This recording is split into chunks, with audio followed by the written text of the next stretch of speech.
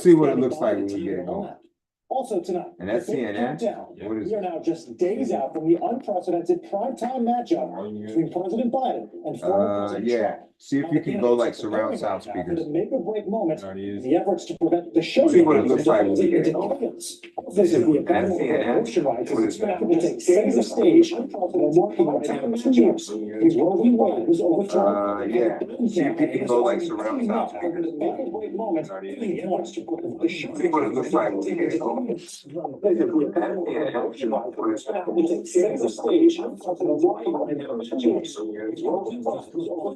See if you can go like surround sound hard. We're not gonna be able to see you around. You could even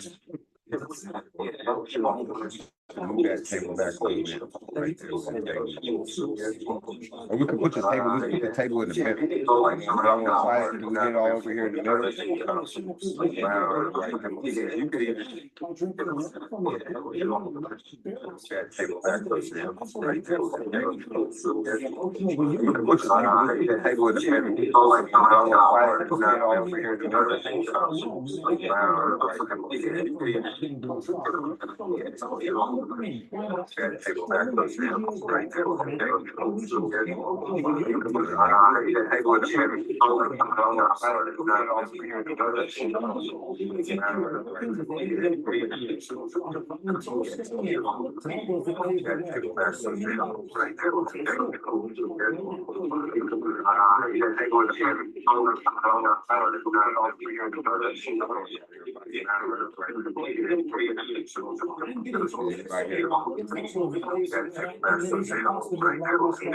You can't see there.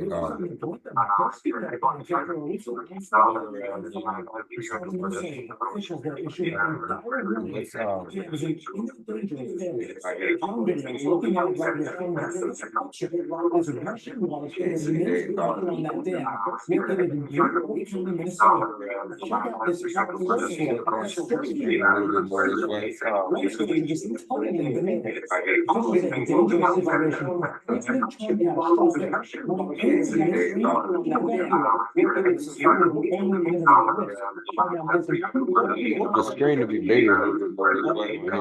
And then how do we get Chuck Brown on there?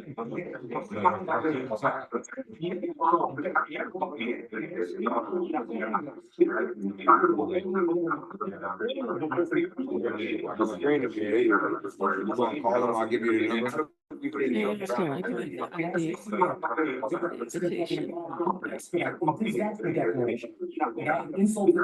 I can text it to him.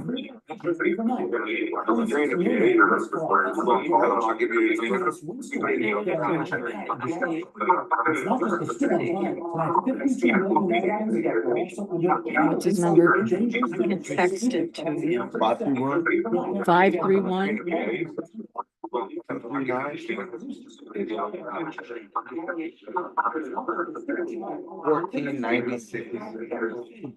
What's his number? I can text it to him. 531.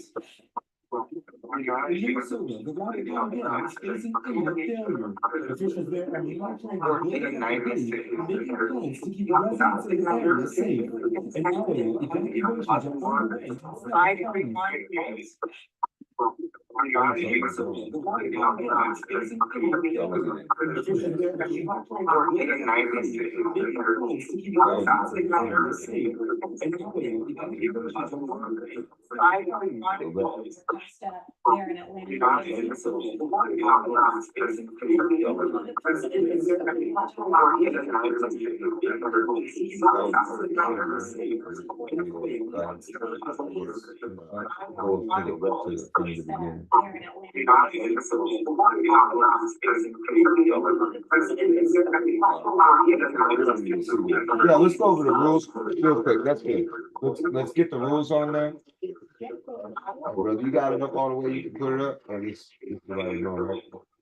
Let's get the rules on here so that we know what the rules are. So that we actually give some comments.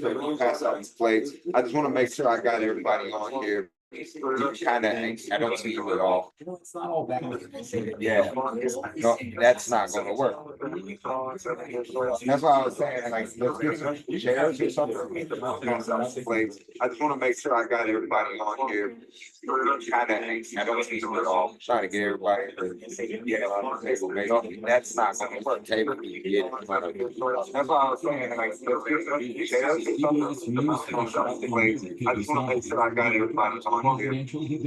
I don't know at all. Trying to get everybody. I kind of want to get. That's not going to work. They don't even get. That's why I'm saying. Like, I just want to make sure I got somebody right here next to me. Everybody go back. I kind of want to get. That's in there. No, that works. Everybody's up to the table. Then you go right behind. Oh, hey, can you switch spots real quick? Is that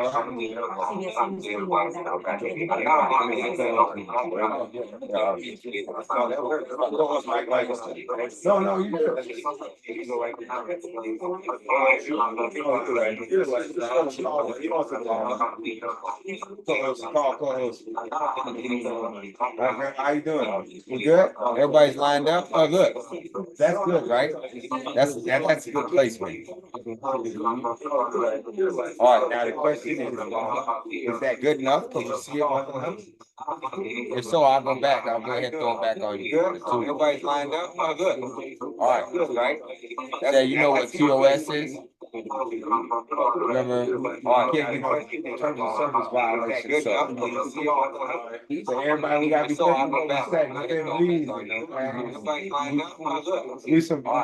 we're a free speech organization, but YouTube is not. Okay, here go the rules. Two questions, one response. Oh, wait, go back real quick, my bad. I'm gonna announce these. All right. So here go the rules. Questions are 2 minutes, responses are 1 minute, rebuttals are 1 minute. In the moderator's discretion, they can add another minute. If it's not a candidate's turn to speak, his microphone will be turned off. So here go the rules. Questions are 2 minutes, responses are 1 minute, rebuttals are 1 minute. In the moderator's discretion, they can add another minute. If it's not a candidate's turn to speak, his microphone will be turned off. So here go the rules.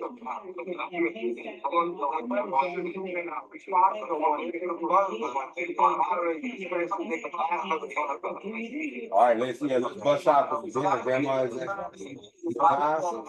Go ahead, you can serve it up. Whatever you got. You don't have wine, brother? Oh, you might love it. All right, let's bust out. Thank you for dinner now. Hey, we can go to the beginning when we set up the thing like that, so we won't have to have it on there. Right now, we're live if anybody's watching us, but I don't know if anybody's watching us. Did you add each other, Brown? What happened there? Send it a link, he has to add, he has to. Call us. Right now, we're live. Text that I sent him, or I can send him an email.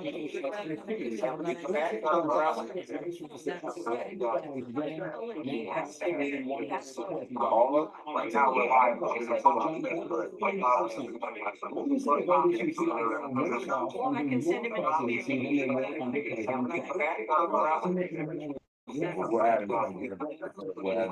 I told him 10 minutes. Hey, did you get the link? Okay,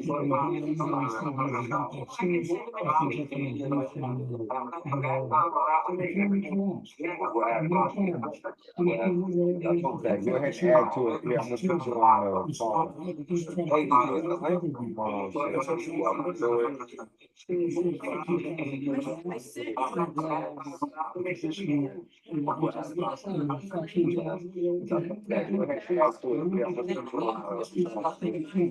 I sent the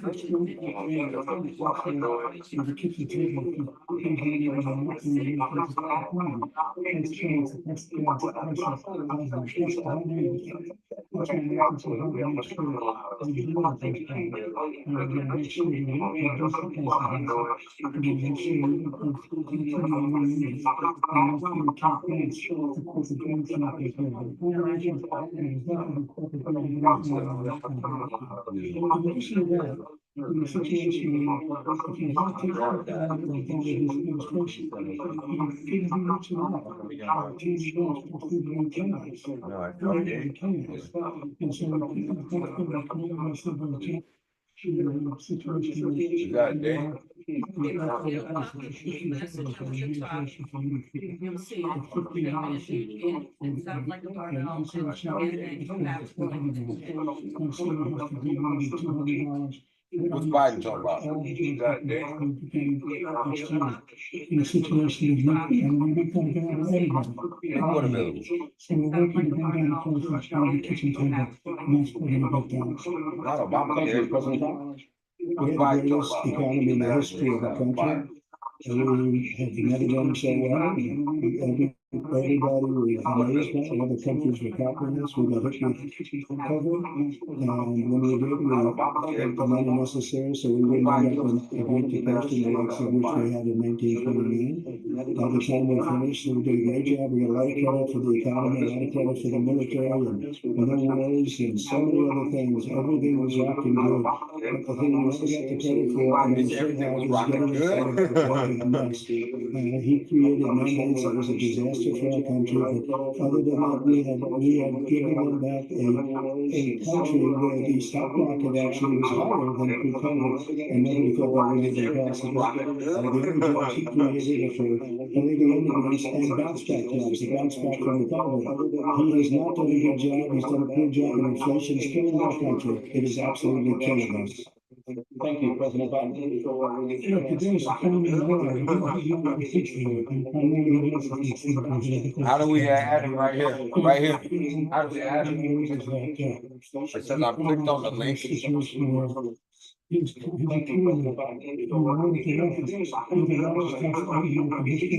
said he'll message us at the top. How do we add him right here? Right here. No worries. You said he'll message us at the top. Now you said we can add him. How do we add him? it's supposed to come up when he clicks the link, it's supposed to come up with a little message that says. How do we add him? Right here. No worries. You said he'll message us at the top. Now you said we can add him. How do we add him? It's supposed to come up when he clicks the link, it's supposed to come up. So where's the ad? Then? Little message that says, has he clicked on it? Does it show up? Oh, there you are. Click again. I want to follow up if I can. You have to respond to them. What's up, bro? You can do it in the long term. You had a shirt on in your picture, man. Your profile picture just popped up in the corner. You had a shirt on, man. And you popped up, you're naked, man. You gonna get violated for the TOS, man. Hey, put some clothes on. You look like man versus bear. You're not gonna find you in the woods. Profile picture just popped up in the corner. You had a shirt on, man. And you popped up, you're naked, man. You're supposed to be watching the debate with us. That's why we had all the jobs. The jobs we had bounced back, and he's taking credit for bounce back jobs. You can't do that. He also said he inherited 9% inflation. Now, he inherited almost no inflation, and it stayed that way for 14 months. And then it blew up under his leadership because they spent money like a bunch of people that didn't know what they were doing, and they don't know what they were doing. It was the worst, probably the worst administration in history. There's never been. And as far as Afghanistan is concerned, I was getting out of Afghanistan. We're a little bit behind. We got a lag. Can you hear us all right? Can you hear what we can you hear the broadcast all right? President Trump, over the last 8 years. And you can find us on the YouTube channel too. The national debt soared to record highs. On Dad Save America on YouTube. Administration approved $8.4 trillion in new debt. Now, so far, President Biden has approved $4.3 trillion in new debt. So, former President Trump, many of the tax cuts that you signed into law are set to. I can't hear everything you're saying. You want to extend them and go even further, you say. With the U.S. facing $1 trillion. Give me 1 second. When they cut, I'm gonna slow it down here over here on this side. I'm gonna cut it down. The tax cuts were the greatest economy that we've ever seen just prior to COVID, and even after COVID, it was so strong that we were able to get through COVID much better than just about any other country. I'm gonna slow it down here over here on this side. Yeah, okay. I'm gonna cut it down. They're talking about the COVID response and the economic implications. What I was asking is, can you hear our feed? And if you can't, you might could pull it up on YouTube and you can watch it on YouTube so that you can hear where we're at. Because we're lagging a good bit. We're about a half hour behind everybody else. Yes, right under our feet. We were going to have something that nobody else has had. We got hit with COVID. Talk about how he drill, baby, drill. Situation with all of the therapeutics and all of the things that we came up with. We gave him something great. Remember, more people died under his administration, even though we had largely fixed it. More people died under his administration than our administration, and we were right in the middle of it. Something which a lot of people don't like to talk about. But he had far more people dying in his administration. He did the mandate, which is a disaster, mandating it. When the vaccine went out, he did a mandate on the vaccine, which is the thing that people most objected to about the vaccine. And he did a very poor job, just a very poor job. And I'm gonna pull that shit up on CNN. The entire world, we're no longer respected as a country. They don't respect our leadership. They don't respect the United States. I'm gonna pull it up on CNN and watch it. You're talking about we're not respected on the world stage. I've been saying that. I'm gonna pull that shit up on CNN. We've become like a third world nation, and it's a shame. Just gonna pull it up on CNN. And I'd love to ask him, why he allowed millions of people to come in here from prisons, jails, and mental institutions to come into our country and destroy our country. President Trump, we will get to immigration later in this call. President Biden, I want to give you an opportunity to respond to this question about the national debt. We have the largest national debt of any president in the world. Number two, and we have $2 trillion tax cut benefit the very wealthy. Now, I want to go fix the tax cut. For example, we have $1,020 and it's happening. We're in a situation where they in fact pay 8.2% tax. If they just pay 24%, 25%, and they raise $500 million, billion dollars, I should say, in a 10-year period. We'd be able to wipe out his debt to do make sure that all those things we need to do, childcare, healthcare, making sure that we continue to strengthen our healthcare system, making sure that we're able to make every single solitary person eligible for what we're able to do dealing with everything we have to do with healthcare system. Make sure that we're able to make every single person we finally beat Medicaid. He did beat Medicaid, beat it to death, and he's destroying Medicare because all of these people are coming in. They're putting them on Medicare, they're putting them on Social Security. They're going to destroy Social Security. This man is going to single-handedly destroy Social Security. There's millions and millions of people coming in. They're trying to put them on Social Security. He will wipe out Social Security. He will wipe out Medicare. So he was right in the way he finished that sentence, and it's a shame. What's happened to our country in the last 4 years is not to be believed. Foreign countries, I'm friends with a lot of people. They cannot believe what happened to the United States of America. We're no longer respected. They don't like us. We give them everything they want, and they think we're stupid. They think we're very stupid people. What we're doing for other countries, and they do nothing for us. What this man has done is absolutely criminal. Thank you, President Trump. Yeah. This is the first presidential appointment since the Supreme Court overturned This morning, the court ruled on yet another abortion case, temporarily allowing emergency abortions to continue in Philadelphia, despite that state's restrictive ban. Former President Trump, you take credit for the decision to overturn Roe v. Wade, which returned the issue of abortion to the states. However, the federal government still plays a role in whether or not abortion kills. They're used in about 2/3 of all. You can hear it all right? Would you block abortion medication? First of all, the Supreme Court just approved the abortion bill, and I agree with that decision, and I will not block it. And if you look at this whole question that you're asking, the complex is really complex. 51 years ago, it was Roe v. Wade, and everybody wanted to get it back to the states, everybody, without exception, Democrats, Republicans, liberals, conservatives, everybody wanted it back, religious leaders. And what I did is I put three great Supreme Court justices on the court, and they happened to vote in favor of killing Roe v. Wade and moving it back to the states. This is something that everybody wanted. Now, 10 years ago, we started talking about how many weeks and how many this is getting into other things, but every legal scholar throughout the world, if you're most respected, wanted it brought back to the states. I did that. Now the states are looking at that.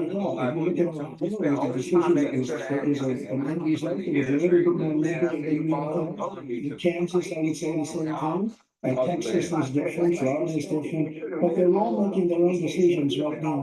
And right now, the states control it. That's the vote of the people. Like Ronald Reagan, I believe in the exceptions. I am a person that believes.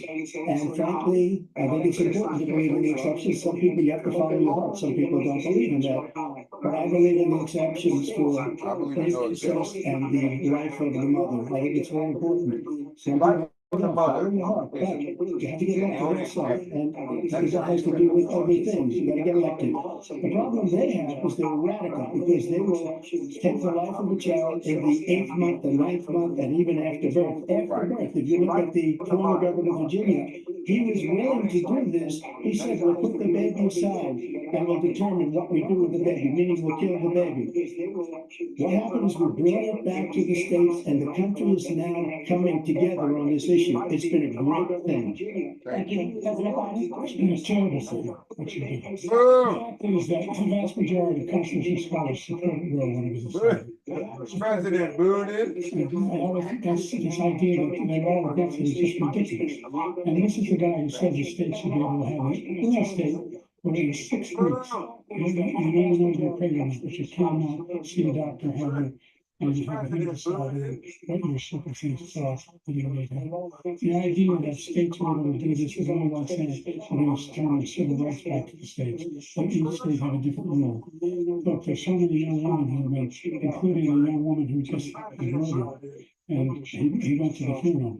And the idea that she was murdered by a man coming in, they talk about that. But here's the deal.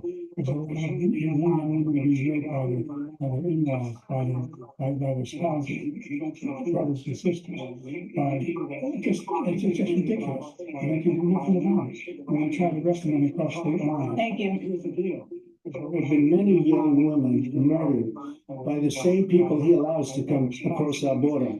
We have a border that's the most dangerous place anywhere in the world, considered the most dangerous place anywhere in the world. Hear the truth, And President Trump. and these killers are coming into our country, and they are raping and killing women. And it's a terrible thing. As far as the abortion is concerned, it is now back with the states, and states are voting. In many cases, it's frankly a very liberal decision. In many cases, it's the opposite. But they're voting, and it's bringing it back to the vote of the people, which is what everybody wanted, including the founders, if they knew about this issue, which frankly they didn't. But they would have acted. Everybody wanted it brought back. Ronald Reagan wanted it brought back. He wasn't able to get it. Everybody wanted it brought back, and many presidents had tried to get it back. I was the one to do it. And again, this gives it the vote of the people, and that's where they wanted it. Every legal scholar wanted it that way. Staying on the topic of abortion, President Biden, 7 states, I'll let you do that, this is a state topic. 7 states have no legal restrictions on how far into a pregnancy a woman can obtain an abortion. Do you support any legal limits on how late a woman should be able to terminate pregnancy? I support Roe v. Wade, which had 3 trimesters. First time is between the woman and the doctor. Second time is between the doctor and an extreme situation. The third time is between the doctor and then between the woman and the state. The idea that the politicians, that the founders want the politicians to be the ones making decisions about women's health is ridiculous. It's a lot. No politicians making that decision. A doctor should be making that decision. That's actually not. That's what and violence and destroy. Well, how would politicians not be making the decisions? Because politicians are the elected officials of the in the people. 9th month, He and wants even it to after be birth, between the because woman some and the states, bureaucrat. Democrat run, take it after birth. Again, the governor, former governor of Virginia, put the baby down, then we decide what to do with it. So he's willing to, as we say, rip the baby out of the womb in the 9th month and kill the baby. Nobody wants that to happen, Democrat or Republican, nobody wants it to happen. That is simply not true. The Roe v. Wade does not provide for that. That's not the circumstance. Only those lives in danger should be done. That's the only circumstance where that can happen. But we are not for late-term abortion, period, period, period. Roe v. Wade, you have late-term abortion. You can do whatever you want, depending on the state, you can do whatever you want. We don't think that's a good thing, we think it's a radical thing. We think the Democrats are the radicals, not the Republicans. For 51 years, that was the law. 51 years, constitutional scholarship said it was the right way to go. 51 years, and it was taken away because this guy put very conservative members on the Supreme Court. There's credit for taking it away. What's he going to do? What's he going to do, in fact, if the Republicans, he gets elected, and the Republicans control the Congress, and they pass an universal ban on abortion, period, across the board. That's 6 weeks or 7 years of term. I did. We're gonna have a population collapse. He should be going to that. He should be talking this strongest movements, you know? Thank you. You see the put his paper out and they skip that, they skip the president like he has something. Overwhelming border states and overburdening cities such as New York and Chicago, in some cases causing more safety and security concerns. Given that, why should voters trust you to solve this problem? Very hard to get a bipartisan agreement, but not only change all of I that. would have liked to. Make sure that we are in a situation where we have a low circumstance where they can come across the border with the number of border police around here. A significant increase in the number of asylums, significant, the border patrol endorsed me, endorsed my position. In addition to that, we found ourselves in a situation where when he was president, he was taking separating babies from a room, putting them in cages, making sure that the families were separated. That's not the right way to go. And what I've done since I've changed the law, what's happened? I've changed the law, now we're in a situation where 40% fewer people coming across the border, even if government he left office. And we're going to continue now until we get the total ban. The total initiative relative to what we're going to do with more border patrol and more asylums. President Trump, you were going to have to say at the end of this, all you had to do is leave it. All you had to do is leave Yeah, it. that's true. He decided to open up our border, open up our country to people that are from Biden's business. shaking his head like. Well, from mental institutions, insane asylum, terrorists. We have the largest number of terrorists coming into our country right now, all terrorists, all over the world, not just in South America, all over the world. They come from the Middle East, everywhere, all over the world. They're pouring in.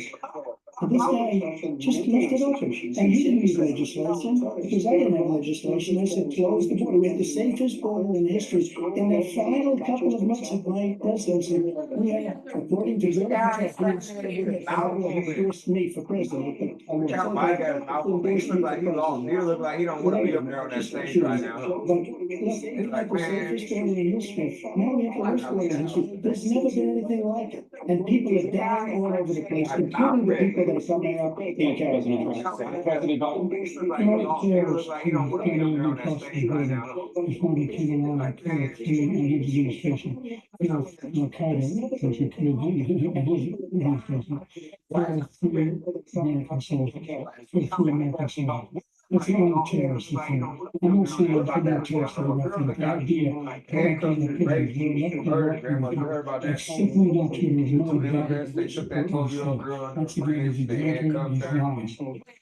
President Trump, staying on the topic of immigration, you said that you're going to carry out, quote, the largest domestic deportation operation in American history, quote. Does that mean that you will deport every undocumented immigrant in America, including those who have jobs, including those whose spouses are citizens, and including those who have lived here for decades? And if so, how will you be? Just 1 second, he said we killed three people. We killed al-Baghdadi and Soleimani. Anywhere in the world, and it had a huge impact on everything, not just border, on everything. He's the one that killed people with a bad. And he was smoking terrorists. Trump was smoking Hundreds of terrorists. thousands of people dying, and also killing our citizens when they come in. We are living right now in a rat's nest. They're killing our people in New York, in California, and every state in the union, because we don't have borders anymore. Every state is now a border. And because of his ridiculous, insane, and very stupid policies, people are coming in and they're killing our citizens at a level that we've never seen. We call it migrant crime. I call it migrant crime. They're killing our citizens at a level that we've never seen before. And you're reading it like these three incredible young girls over the last few days. One of them that just spoke to the mother. And he just had the funeral for this girl, 12 years old. This is horrible what's taking place. What's taking place in our country. It's going to a private. Civilized country now. He doesn't want it to be. He just doesn't know. He opened the borders. Say we got somebody watching. And we have to get a lot of these people, we have to get them off fast. 36 minutes ago, 30 minutes ago, so it should be pretty quiet. In New York City and other places, our veterans are on the street, they're dying because he doesn't care about our veterans. He doesn't like the military at all. And he doesn't care about our veterans. Nobody been worse. I have the highest approval rating for veterans taking care of the VA. He has the worst. He's gotten rid of all the things that I approve. Choice, I got through Congress, all of the different things I approve, they abandoned. We had by far the highest, and now it's down in less than half, because he's done all these great things that we did, and I think he did it just because I approved it, which is crazy. But he has killed so many people at our border by allowing all of these people to come in. And it's a very sad day. Every single Every thing you say is a lie. Every single one. For example, veterans are a hell of a lot better off if they pass this back there. 1 million of them now have insurance and their families have it. Their families have it because what happened, whether it was Agent Orange or benefits, are all being covered now. And he opposes who do oppose them. We're also in a situation where we have great respect for veterans. My son spent a year in Iraq. He's maybe one of the next one of those guns. He's going to stage 4 glioblastoma. I was recently in France for the D-Day, and I spoke about those heroes that died. I went to the World War II cemetery. Hunter hasn't never done anything remarkable, right? I'm standing in this 4-star general, and he told me, Scott, I want to be you because they're a bunch of losers and suckers. My son was not a loser, was not a sucker. You're the sucker. You're the loser. Man, hey, bro. Talk to the president like that. They made it up. It was in a third-rate magazine that's failing, like many of these magazines. He made that up. He put it in commercials. We've notified him. We had 19 people that said I didn't say it. And think of this.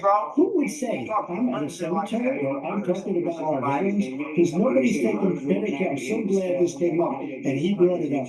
There's nobody that's taken better care of our soldiers than I have. To think that I would confront generals and others, say suckers and losers. We have 19 people that said it was never said by me. It was made up by him, just like Russia was made up, just like the 51 intelligence agents are made up, just like the new thing. The 16 economists are talking, it's the same thing. 51 intelligence agents said that the laptop Was Russia disinformation? It wasn't. It came from his son Hunter. It wasn't Russia disinformation. He made up the suckers and losers, so he should apologize to me right now. First of all, General Sanders said is on the stage, he said you said it, period. That's number one. And number two, the idea that I have to apologize to you for anything. We've done more for veterans than any president has in American history. American history. And that now we're in their family. The one sacred obligation we have as a country is to care for our veterans when they come home and their families and equip them when they go to war. That's what we're doing. That's what the VA is doing now. We're doing more for veterans than ever before in our history. Thank you so much. For the foreign policy, I want to begin with Russia's war against Ukraine, which is now in its third year. Former President Trump, Russian President Vladimir Putin says he'll only end this war if Russia keeps the Ukrainian territory it has already claimed and Ukraine abandons its bid to join NATO. Are Putin's terms acceptable to you? First of all, our veterans and our soldiers can't stand this guy. They can't stand him. They think he's the worst commander in chief, or that's what you call him, that we've ever had. They can't stand him. So let's get that straight. And they like me more than just about any of them. We don't know if he's And it's based speaking, on every if he's single bit of speaking about information. information. As far as You know what I Russia mean? and If the Ukraine, general, if we people are are real calling guys in him it. and The talking to him president and of telling the him, we don't like this other guy. Who said that? He would have never invaded Ukraine. Right, yeah, no, People are dead right now. Much more than people know. You know, they talk about numbers. You can double those numbers, Give me a maybe list, triple I'm sure those Trump has numbers. a list. He did nothing to stop it. In fact, Call I back think he in. encouraged Russia We for we're some done eating now, we do it for like, watching the debate and everything for the law. embarrassing, most embarrassing moment in the history of the country. But when Putin watched that and he saw the incompetence, that he should have fired those generals like I fired the one that you mentioned. And so he's got no love lost. But he should have fired those generals. No general got fired for the most embarrassing moment in the history of our country, Afghanistan, where we left billions of dollars of equipment behind. We lost 13 beautiful soldiers and 38 soldiers were obliterated. And by the way, we left people behind too. We left American citizens behind. When Putin saw that, he said, you know what? I think we're going to go in and maybe take. This is his dream. I talked to him about it, his dream. The difference is he never would have invaded Ukraine, never. Just like Israel would have never been invaded in a million years by Hamas. You know why? You think he's Because right? Iran was broke with me. I wouldn't let anybody do You don't business think with Iran them. was They broke? ran out of money. They were broke. They had no money for Hamas. They had no money for anything. No money for terror. That's why you had no terror at all during my administration. The whole world is going on that kind of him. Yeah, that's not terrible. I Think about Iran. don't have so much more to my whole life, but that's the reason. I'm in a situation where let's look at this first. Iran attacked the American troops. He said he had him so it was crippled by sanctions. And he did not have That's what he said. He said that he was depleting their He said they economic just haven't had it. capabilities That's all by, it is. He you know, didn't do a thing. sanctioning their And oil the and attack took trade and all place, this number other one. Number two, we got over 8,000 Americans and others out of I don't know what the Afghanistan president during said that they're era. gonna do because I'm Number not three, official find ourselves in a situation where if you take a look at what Trump did in Ukraine, this guy told Ukraine, told Trump, do whatever you want, and do whatever you want. And that's exactly what Trump did. If Putin encouraged him to do whatever you want. And he went in. Listen to what he said when he went in. We're going to take Kyiv in 5 days. Remember? It was part of the old Soviet Union. That's what he wanted to reestablish. Kyiv. And he, in fact, didn't do it at all. He didn't been able to get it done. And they lost thousands and thousands of troops. 500,000 troops. President Trump, for 1 minute, I just want to go back to my original question, which is, are Putin's terms acceptable to you? People who carry the name Ukraine. No, not acceptable. But look, this is a war that never should have started. If we had a leader in this war, he let everybody along. He's given $200 billion now or more to Ukraine. He's given $200 billion. That's a lot of money. I don't think there's ever been anything like it. Every time that Zelensky comes to this country, he walks out with $60 billion. The other class will never. What's up, brother? I'm not knocking anything. I'm only saying the money that they're spending on this war, we should be spending, it should have never happened. You're talking about the Ukraine war? As president-elect, before I take office on January 20th, I'll have that war settled. People being killed so needlessly, so How is it gonna have stupidly. the war I settled? will get it settled and Yeah, I gotta get this battery. He's not gonna get him to change his mind. How is all boundaries? Joe Biden cannot draw boundaries. Why do you not understand that? Not just a piece of it. Look, Joe Biden can't draw boundaries because the people that he draws boundaries with don't respect him. They respect Donald Trump. It's that simple. He's not gonna get him to change his mind. That's how it works on a schoolyard with a bully. You know, if you can't draw a boundary, if you can't enforce it, it's not a boundary. If he actually does what he says, he walks away. By the way, all that money we give Ukraine from weapons we make here in the United States, we give them the weapons, not the money at this point. And our NATO allies produce as much funding for Ukraine as we have. That's why we're strong. By the way. Thank you. Moving on. Todd Brown, you in there? In October. Yeah, I'm looking up the debate. Yeah, hold up. Doing it on my laptop. Hundreds of hostages. You got any questions, brother? Go ahead. Type them in the chat. Israel's response has killed thousands of Palestinians and created a humanitarian crisis in Yeah, Gaza. I'm looking up the President debate. Biden, Yeah, hold up. you Doing it on my called for laptop. a proposal to resolve this conflict. You got any So far, questions, brother? Hamas has not Because we got a released lag. the remaining hostages, and Israel is continuing its military offensive in Gaza. So what additional weapons will you use to get Hamas and Israel to end the war? You have to know. Security Council, the G7, to the Israelis and NATO itself have endorsed the plan that they followed. Endorsed the plan that they followed, which has three stages to it. The first phase is to the hostages for a ceasefire. Second phase is a ceasefire with additional conditions. The third phase is no end of the war. The only one who wants the war to continue is Hamas.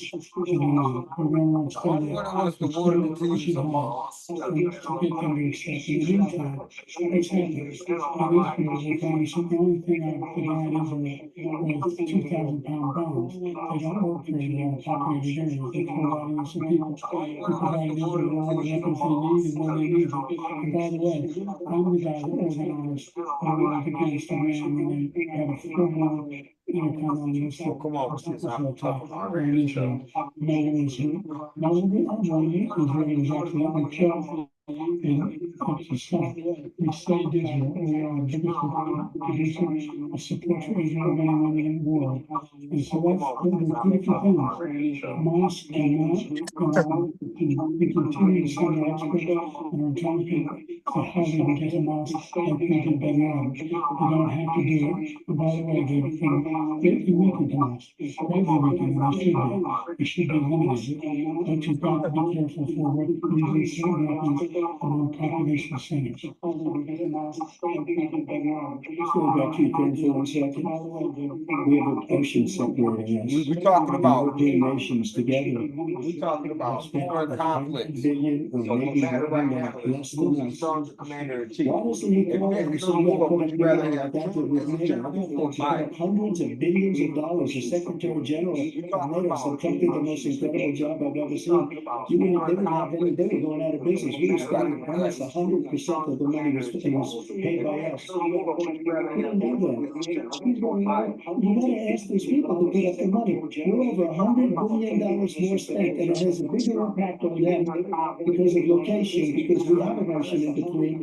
You gotta ask them, as far as Israel and Hamas, Israel's the one who wants to go. He said the only one who wants to keep going is Hamas. Actually, Israel is the one, and you should let him go and let him finish the job. He doesn't want to do it. He's become like a Palestinian because he's a very bad Palestinian. He's a weak one. President Biden, you have a minute? This is the guy who wants to be out of NATO. You see that? He's out of NATO.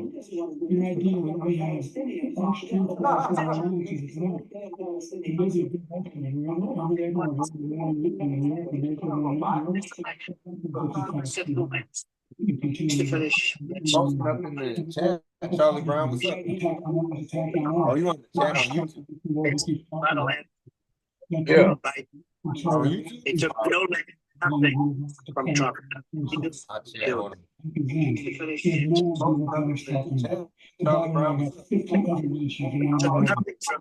Oh, fool.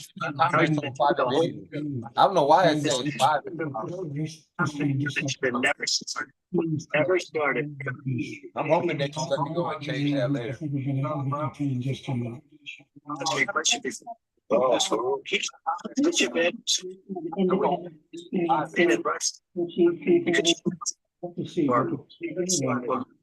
No such thing. They're running out of people.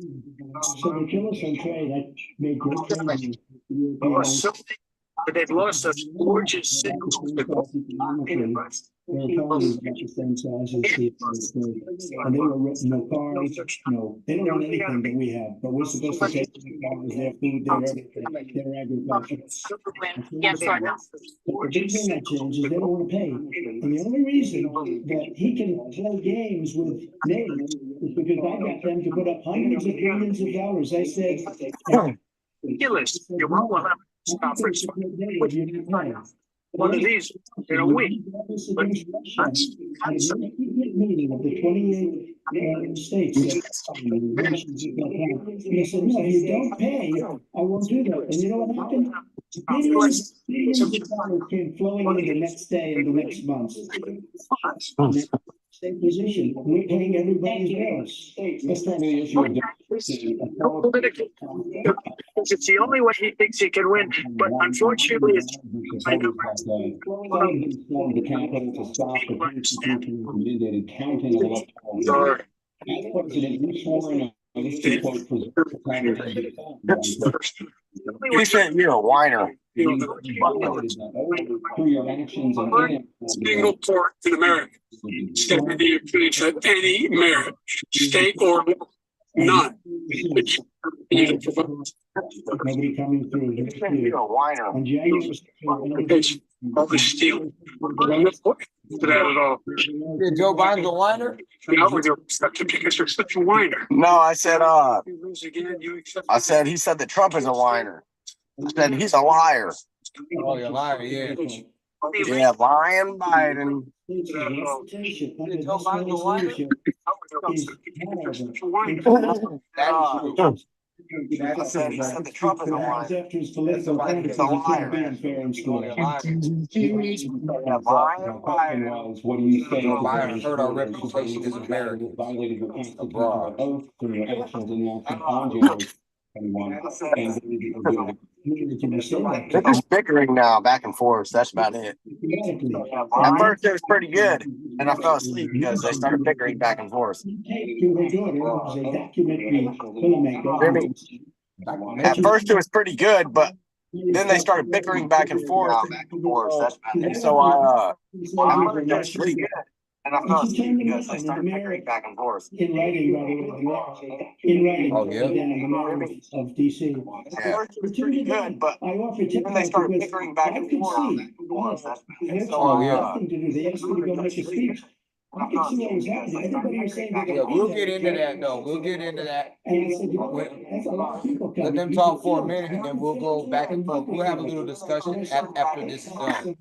Discussion too. Don't worry. And she turned it down. And it was the same day. She was, I don't know, she can't be very happy with the daughter because it made her do it. She said, I take full responsibility for January 6th. President Biden? And she.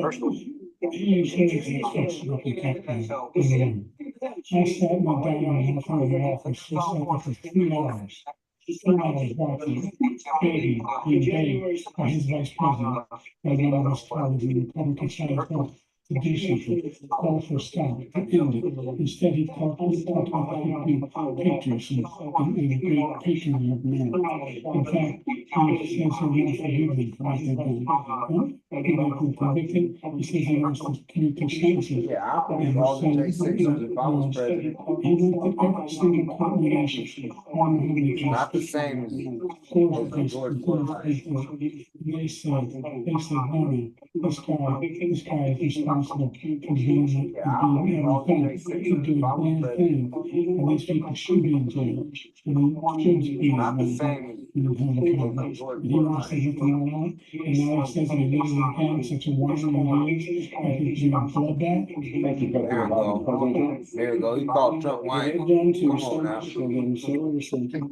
You ought to be ashamed of yourself. What you have done, how you've destroyed the lives of so many people. When they ripped down Portland, when they ripped down many other cities, you go to Minnesota, Minneapolis, what they've done there, with the fires all over the city. If I didn't bring in the National Guard, that city would have been destroyed. When you look at all of the, they took over big chunks of Seattle. I was all set to bring in the National Guard. They heard that, they saw them coming, and they left immediately. Well, this whole subject is so off. One of the unselect committee, which is basically two horrible Republicans that are all gone now out of office, and Democrats, full Democrats, they destroyed and deleted all of the information they found because they found out we were right. We were right, and they deleted and destroyed all of the information. They should go to jail for that. If a Republican did that, they go to. Thank you, President Trump. President Biden, I'll give you a minute. I'm pretty sure this thing is a convicted felon, is not a convicted felon. And the fact of the matter is, he is suing the killer. The fact is that there is no effort on his part to stop what's going on. Everyone knows I'm convicted deserves Turn to your be volume up convicted. and turn The it up idea that right they yourself. didn't kill somebody just when they broke down doors. Dark hair.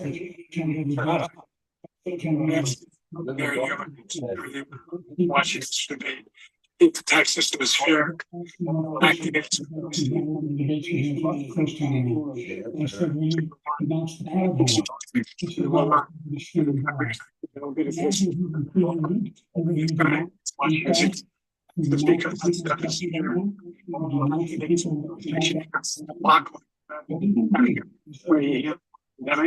And he's not himself in a position where you now actually if an area of the United States wants to get rid of it, you're already the ability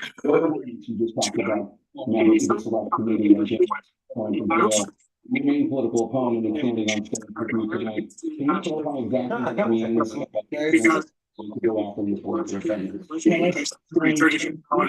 it's going to $400, no more than $1,000. Right now, reduce the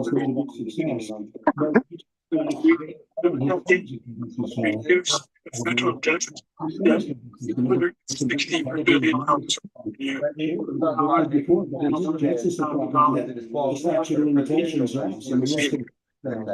He could be convicted. And everybody in America wants to be free. We have immigration, we have childcare, we got big You change the process. people across the country.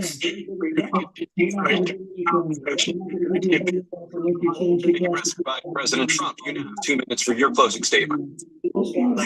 Politicians, this man is just a complainer. He said, we want to do this, we want to do that, we want to get rid of this tax, that tax. President Biden, you have said. This is make our country unsafe by allowing kids and people who are military checked in. We looked like fools in Afghanistan. We didn't stop Israel. It was a horrible thing that would have never happened. It should have never happened. Iran was broke.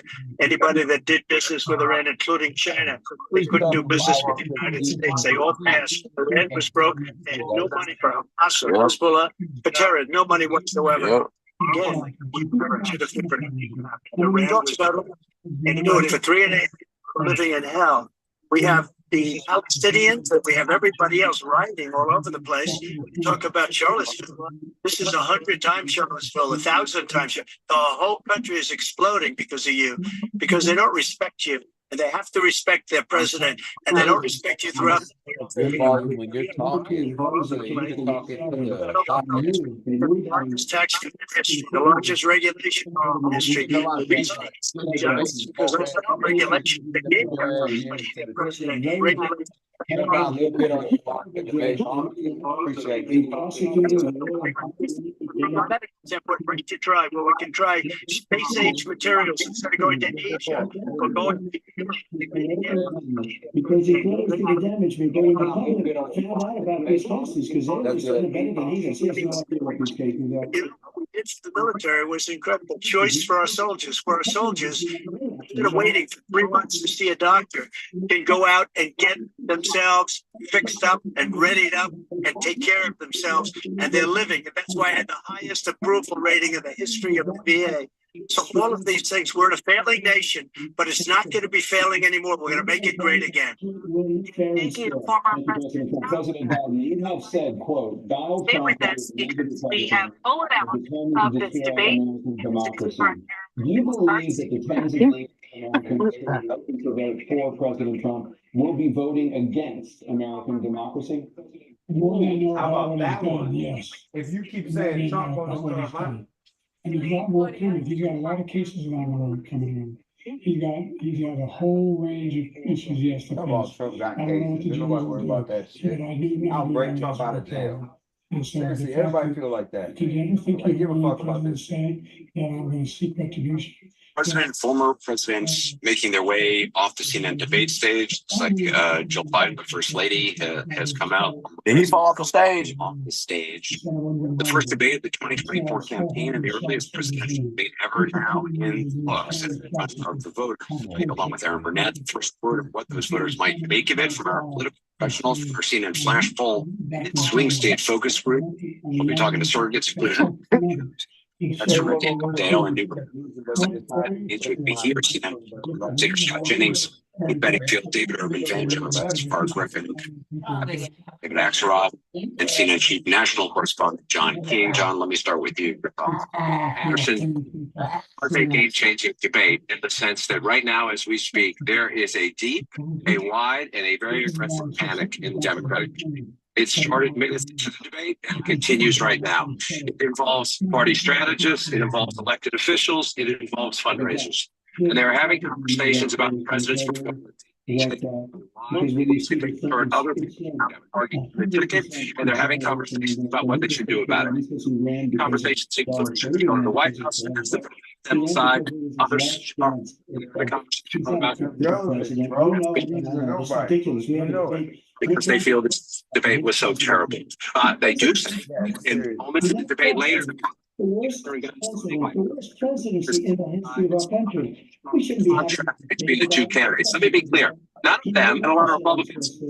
And you'll see it's debunked. Every anchor has every reasonable anchor he refused to answer some very specific misconduct about January 6th and what all.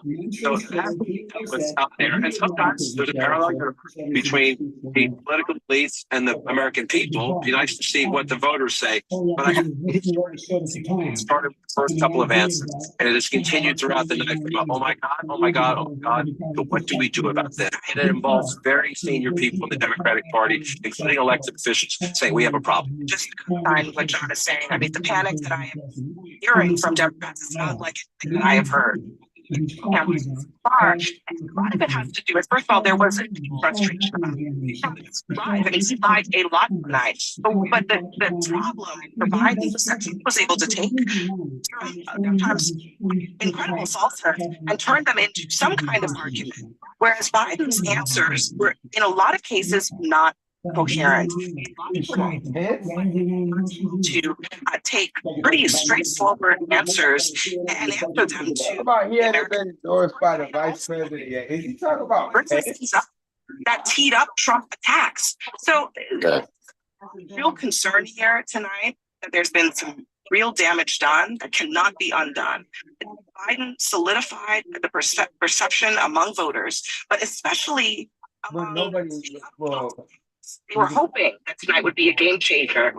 They are now seeing a president That's who what I said. You could probably they are not necessarily believe can do this for endorsed by the four people who are relevant. I can't argue with. Right? They said he's been endorsed by Leaders of his 44. We said at the beginning that each person had a fundamental goal, and for Biden, that goal was to appear engaged and look like someone who is capable. We know he's been endorsed by That was job number one. I actually think he scored a bunch of points. I think if you just judge this on sort of policy stuff, he did score a bunch of points on issues like abortion, for example, on some of the economic issues. By somebody more than a bunch of bureaucrats. He's been endorsed by the Americans. I think there was a sense of shock, actually, at how he came out at the beginning of this debate. His voice sounded, he seemed a little disoriented. He did get stronger as the debate went on, but by that time, I think it's set in, and I think you're going to hear discussions. I don't know will lead to anything, but there is going to be discussion about whether he should continue. And I think part of it is Donald Trump did not meet his mission either. He did not resist the temptation to be nasty, to prevaricate about a whole bunch of things. His own record about Biden's record, and seem petty and small at times. I'm saying, I'll give you three metrics, okay? He turned Easter into the transgender day. This was always a fucking holiday for Christians to celebrate the rising of Jesus Christ into unmitigated disaster for President Biden. And he walked out to the closing statement. The biggest issue for Democrats is abortion. And he couldn't give an answer. He couldn't give a coherent answer on the biggest issue for Democrats. For the rest of us. Elected governors, Congress. That's a fucking crime against I'm going to lose Joe Biden's top of the ticket. Bob Casey, I promise you tonight, the state of Pennsylvania. It's grown up in who was just kidnapped. He can stand next to Joe Biden. He's going down in Pennsylvania. On the ticket, I don't know how it's going to work.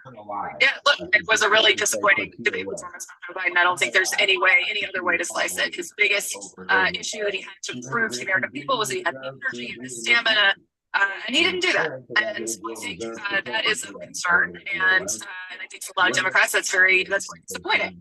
I will say, Donald Trump also had in this debate, and talking to the Biden campaign, they say, their dials started really moving away from Trump as he was increasing his personal attacks with Biden. So I think a lot about his kind of character, kind of personal nastiness he's putting on display. That doesn't help him with these big voters that he needs. And I also think you saw him of course, the debate and, give some really problematic answers about January 6th. Really answers. So, not get off scot-free tonight by any stretch. But look, there is no two ways about it. That was a good debate for Joe Biden. I'll go Biden. Work to go Biden. And so is more likely to die of pregnancy-related causes, and Black Americans are imprisoned. Black people are in bad shape under Joe Biden. That's the question. What do you say to Black voters who are disappointed? What does Joe Biden say to Black people? I got he loves this country. He's doing the best he can. But he had a testament tonight to restore confidence. He failed to do that. And I think there's a lot of people who are going to want to see him consider making a personality, which is from our convention. And there is time for this party to figure out a different way forward if he will allow us to do that. But that was not what we needed to Joe Biden, and it's personally painful for a lot of people. It's not just panic, it's pain. What the fuck? And there's time for this party to figure out a different way forward if he will allow us to do that. But that was not what we needed to Joe Biden, and it's personally painful. It's not just panic, it's pain. In half. We're going to make sure we file for child care costs. We're going to make sure, because when we provide those child care protections, you're Everybody on YouTube getting a house tour. Everybody on YouTube getting a tour of your house right now, buddy. Oh shit, for real? Yeah. Go back and watch the debate. People doing focus group tonight, and we'll see if our What the fuck, bro? confirms this. I had to go And outside. Biden actually covered pretty well on the issues when he's talking about the substance. And Trump's numbers went down. What the? Idea that And he was refusing to answer. The tone, they don't like it. So when you see that, when you see sort of the It's not about statistics, to buy a home. That sounds good. it's bad. But the Vance performance, that's what caused the panic. So the question is, and my question actually is, what happens? Because to his the great political strength of Joe Biden, it's his resilience and his stubbornness. It's also a blind spot because he is so stubborn. It's going to be very hard for someone, and I don't know who it is, who could go to Joe Biden and say, you need to do this. Number one. And the question is again, like, Gabby's point.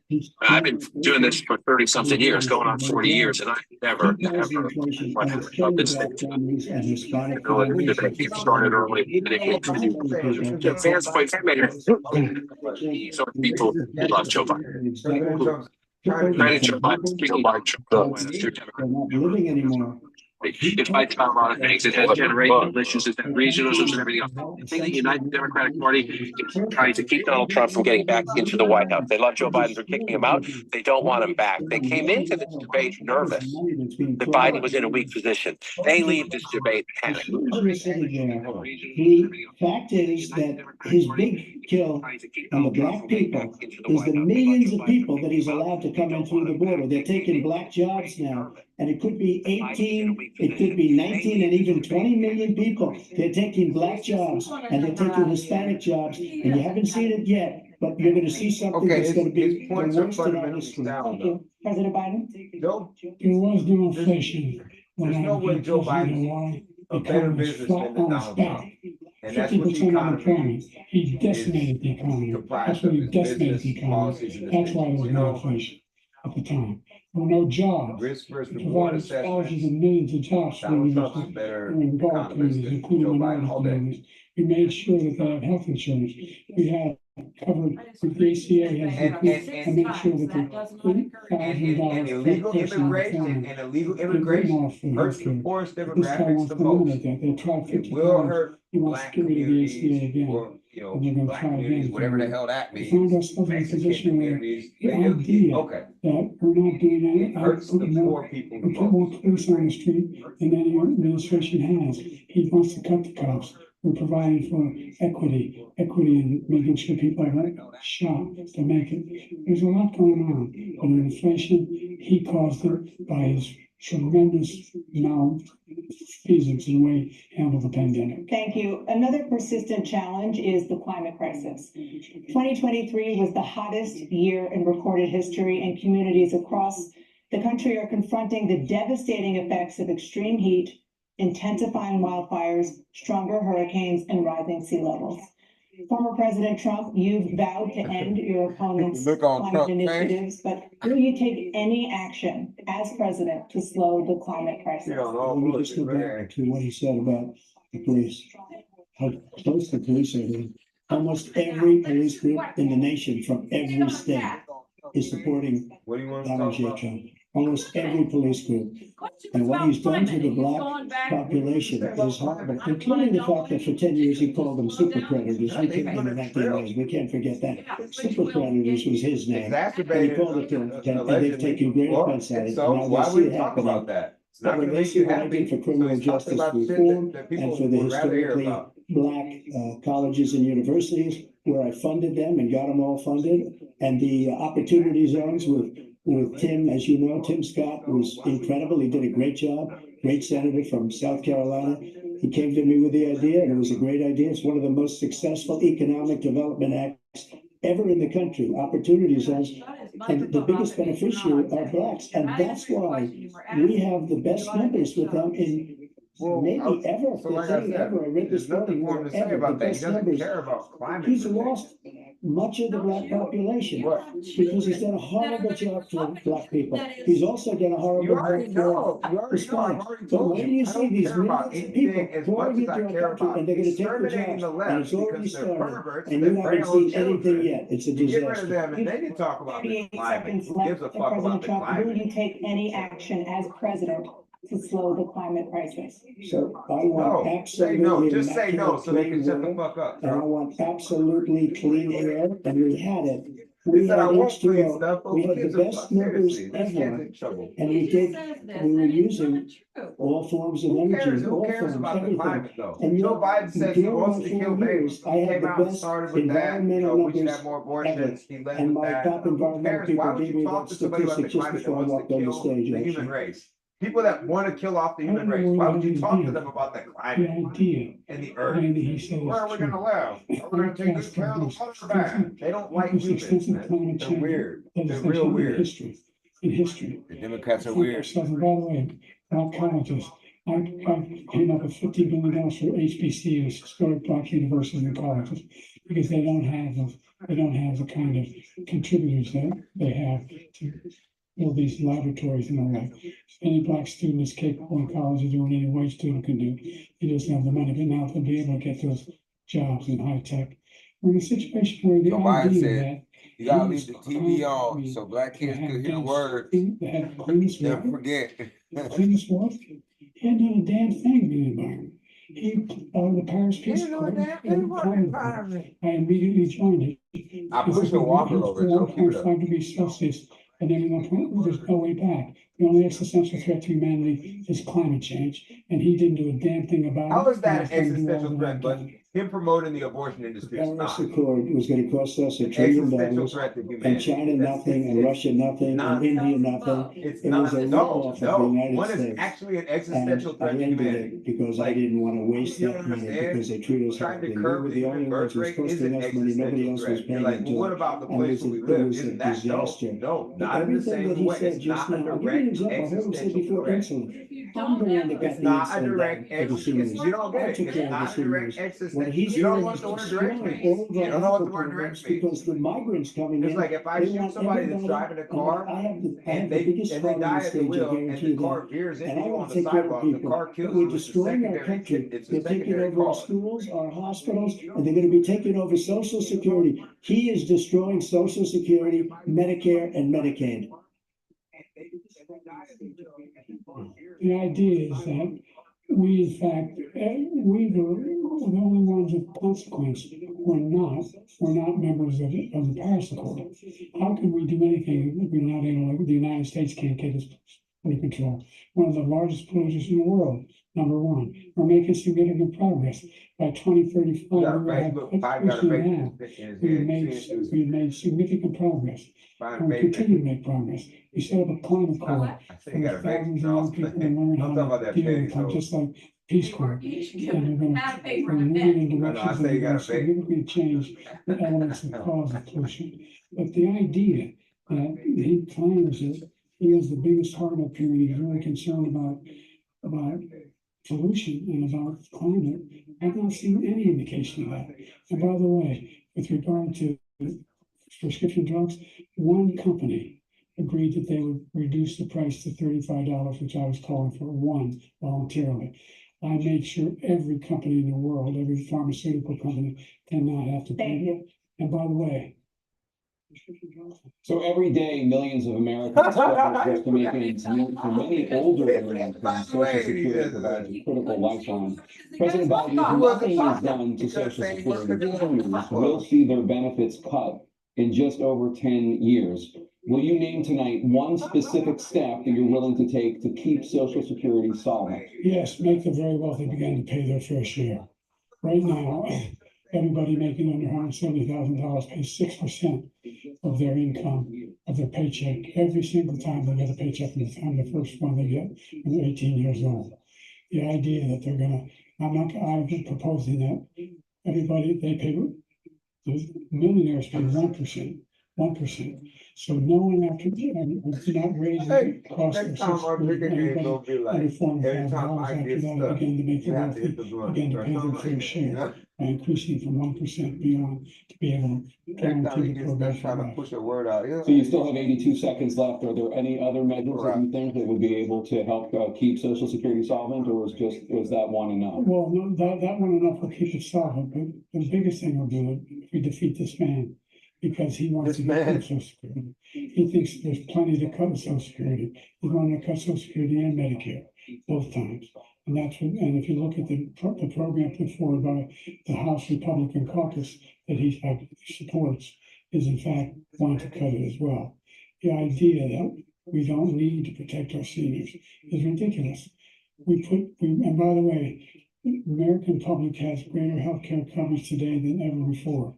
And on the ACA, as I said, we're in a circumstance where 400,000 people, 40 million people do not have insurance because they have a pre-existing condition. Only allows them to have that insurance is the fact that they in fact are part of the ACA. And by the way, the other thing is, we're in a situation where we're talking about education for Black communities. I've raised the amount of money for Pell Grants, another $8,000. So anybody making under $70,000 a year can be able to get $15,000 towards the tuition. He just doesn't know what he's talking about. Thank you, President Biden. President Trump. So I've dealt with politicians all my life. I've been on this side of the equation for the last 8 years. Sacrifice. I've never seen anybody lie like this guy. He lies. I've never seen that he can look you in the face. I've got so many other things too. And we mentioned the laptop. We mentioned Russia, Ukraine. Everything he does is a lie. It's misinformation and disinformation. The losers and suckers story that he made up is a total lie on the military. It's a disgrace. But Social Security, he's destroying it because millions of people are pouring into our country and they're putting them onto Social Security. They're putting them onto Medicare, Medicaid. They're putting them in our hospitals. They're taking the place of our citizens. What they're doing to the VA, to our veterans is unbelievable. Our veterans are living in the street and these people are living in luxury hotels. He doesn't know what he's doing. And it's really, we'll get to that. I've never seen such anger. I need a pen. I'm gonna make a note. President Biden. Yeah, The make sure idea to talk that about that. veterans are not being taken Migrants care on of. I've heard Medicare. before. We'll talk By the about way, that. when I said suckers and losers, he said he acknowledged after that he fired that general. That general got fired because he's the one who acknowledged that that's what he said. He was the one standing with Trump when he said it. Number one. Number two, the idea that we're going to be in a situation where all of these millions and millions, everybody talks about it, illegal aliens are coming into the country and taking away our jobs. There's a reason why we have the fastest growing economy in the world. There's a reason why we have the most successful economy in the world. They're doing better than any other nation in the world. And by the way, those 15 Nobel laureates he talked about being phony, those 15 Nobel laureates, economists, they all said that if Trump is reelected, we're likely to have a recession. And inflation is going to increasingly go up. And by the way, worst president in history, 159 presidential scholars voted for him the worst president in the history of the United States of America. President Biden, thank you so much. Let's turn to the cost of child care, which many American families struggle to afford. President Trump, both you and President Biden have tried to address this issue, but the average cost of child care in this country has risen to more than $11,000 a year per child. For many families, the cost of child care for 2 children is more than their rent. In your second term, what would you do to make child care more affordable? Interfering with their custodial orders. Interesting about the general got fired because he was no good. And if he said that, that's why he made it up. But we have 19 people that said I didn't say it, and they're very highly respected, much more so than him. The other thing is, he doesn't fire people. He never fired people. I've never seen him fire anybody. I did fire a lot. I fired Comey because he was no good. I fired a lot of the top people at the FBI. I was thinking about that justice girl. We should get justice for Jocelyn. But they were no good. I inherited these people. I didn't put him. They didn't put Comey there. He was no good. I fired him. This guy hasn't fired anybody. He never fires. He should have fired every military man that was involved with that the Afghanistan horror show. Joe Biden looked very much like get off my lawn today. He didn't fire. Did you fire anybody? Did you fire anybody that's on the We border? need to get justice That's for the Jocelyn. worst border in the history of the world. Did anybody get fired for allowing 18 million people, many from prisons, many from mental institutions? Did you fire anybody that allowed our country? I said we need to get justice for Jocelyn. Our country is That being little girl that died destroyed. from the immigrants that he let over the border. Get fired for allowing 18 million people, many from prisons. I said we need to get justice for Jocelyn t-shirts or something. Anybody? That little girl that died, get justice for Jocelyn. That's a 12-year-old girl. That little girl died Yeah, from the immigrants that he let over the border. yeah, we work on it. We on that. We on justice for Jocelyn in there. Turn up. Yes, sir. To either be destroyed or he wants to pick up those people as voters. And I don't think, we just can't let it happen. If he wins this election, our country doesn't have a chance, not even a chance of coming out of this rut. We probably won't have a country left anymore. That's how bad it is. He's the worst in history by far. Thank you, President Trump. President Biden? We are the most admired country in the world. We're the United States of America. We were. There's nothing beyond our capacity. We have the finest military in the history of the world. We do. The finest in the history of the world. No one thinks we're weak. Yeah. No one wants to screw around with us. That's Nobody. not true, brother. Number one. I leave Number this two, country and I've yeah, seen what they and think we're of us. talking about worst presidents. I wasn't joking. Look it up or go online. 159 and 58, don't hold an exact It's a number. wrap, man. Like, That's historians. you already know anything he's talking about, he's lying Biden. President in American history. One Once you lie once, like everything else in life is a fucking lie. all of American history. That's a fact. That's not conjecture. You can argue they're wrong, but that's what they voted. The idea that he is knowing doing anything to deal with childcare. He did for virtually nothing to childcare. We should significantly increase the childcare tax credit. We should significantly increase the availability of women and men, single parents to be able to go back to work. And we should encourage businesses to have. Thank you, President Biden. President Trump, the question was about what would you do to make childcare more affordable, if you want to take your minute. Just so you understand, we have polling, we have other things that they rate him the worst because what he's done is so bad. And they rate me, I'll show you, I will show you, and they rate me one of the best, okay? And if I'm given another 4 years, I will be the best. I think I'll be the best. Nobody's ever created an economy like us. Nobody ever cut taxes like us. He's the only one I know. He wants to raise your taxes by 4 times. He wants to raise everybody's taxes by 4 times. He wants the Trump tax cuts to expire. So everybody, including the two of you, are going to pay 4 to 5 times. Nobody ever heard of this before. All my life, I grow up and I see politicians talking about cutting taxes. He's saying Biden wants to raise your taxes. We did more business. Apple and all these companies, they were bringing money back into our country. Tax cuts. The worst president in history by far, and everybody knows it.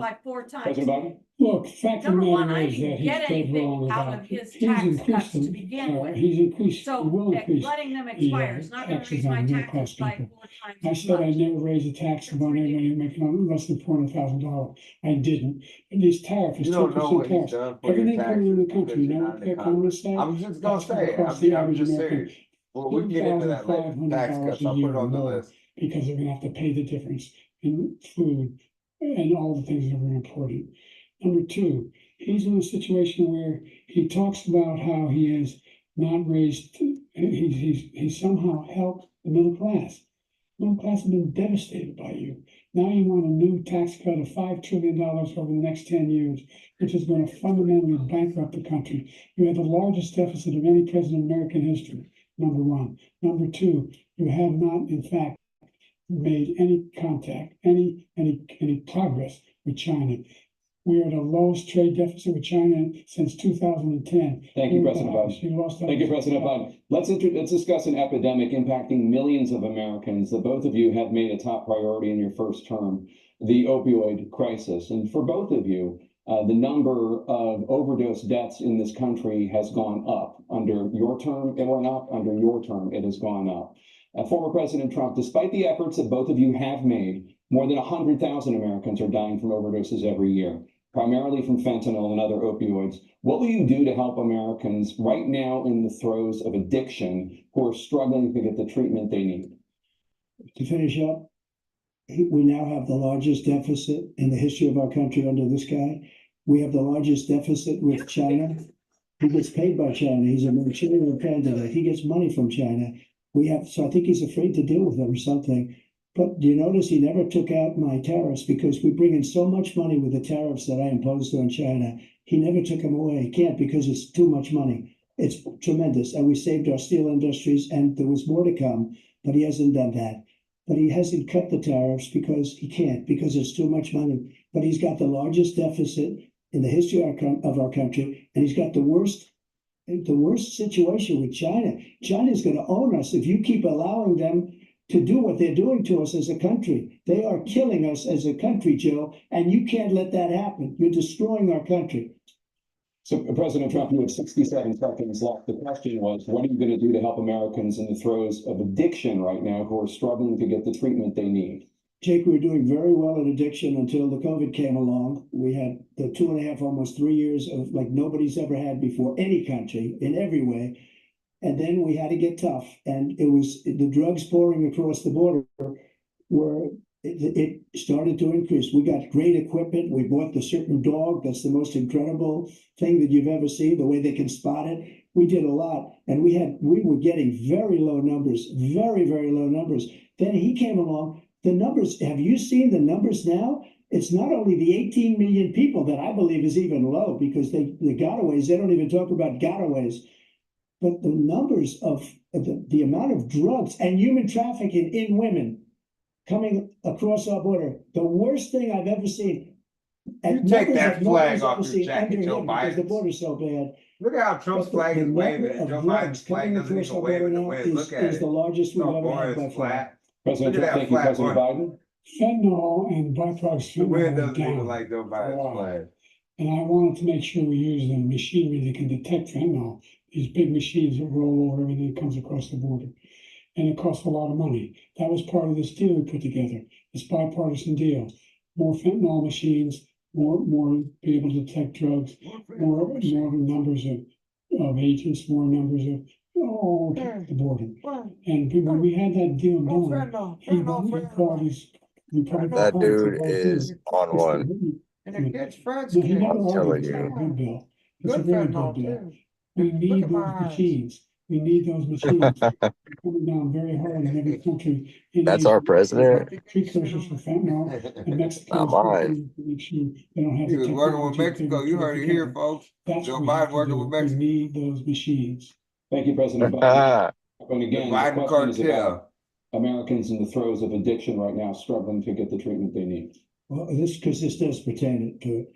He ended remain in Mexico. He ended catch and release. I made it catch and release in Mexico, not catch and release here.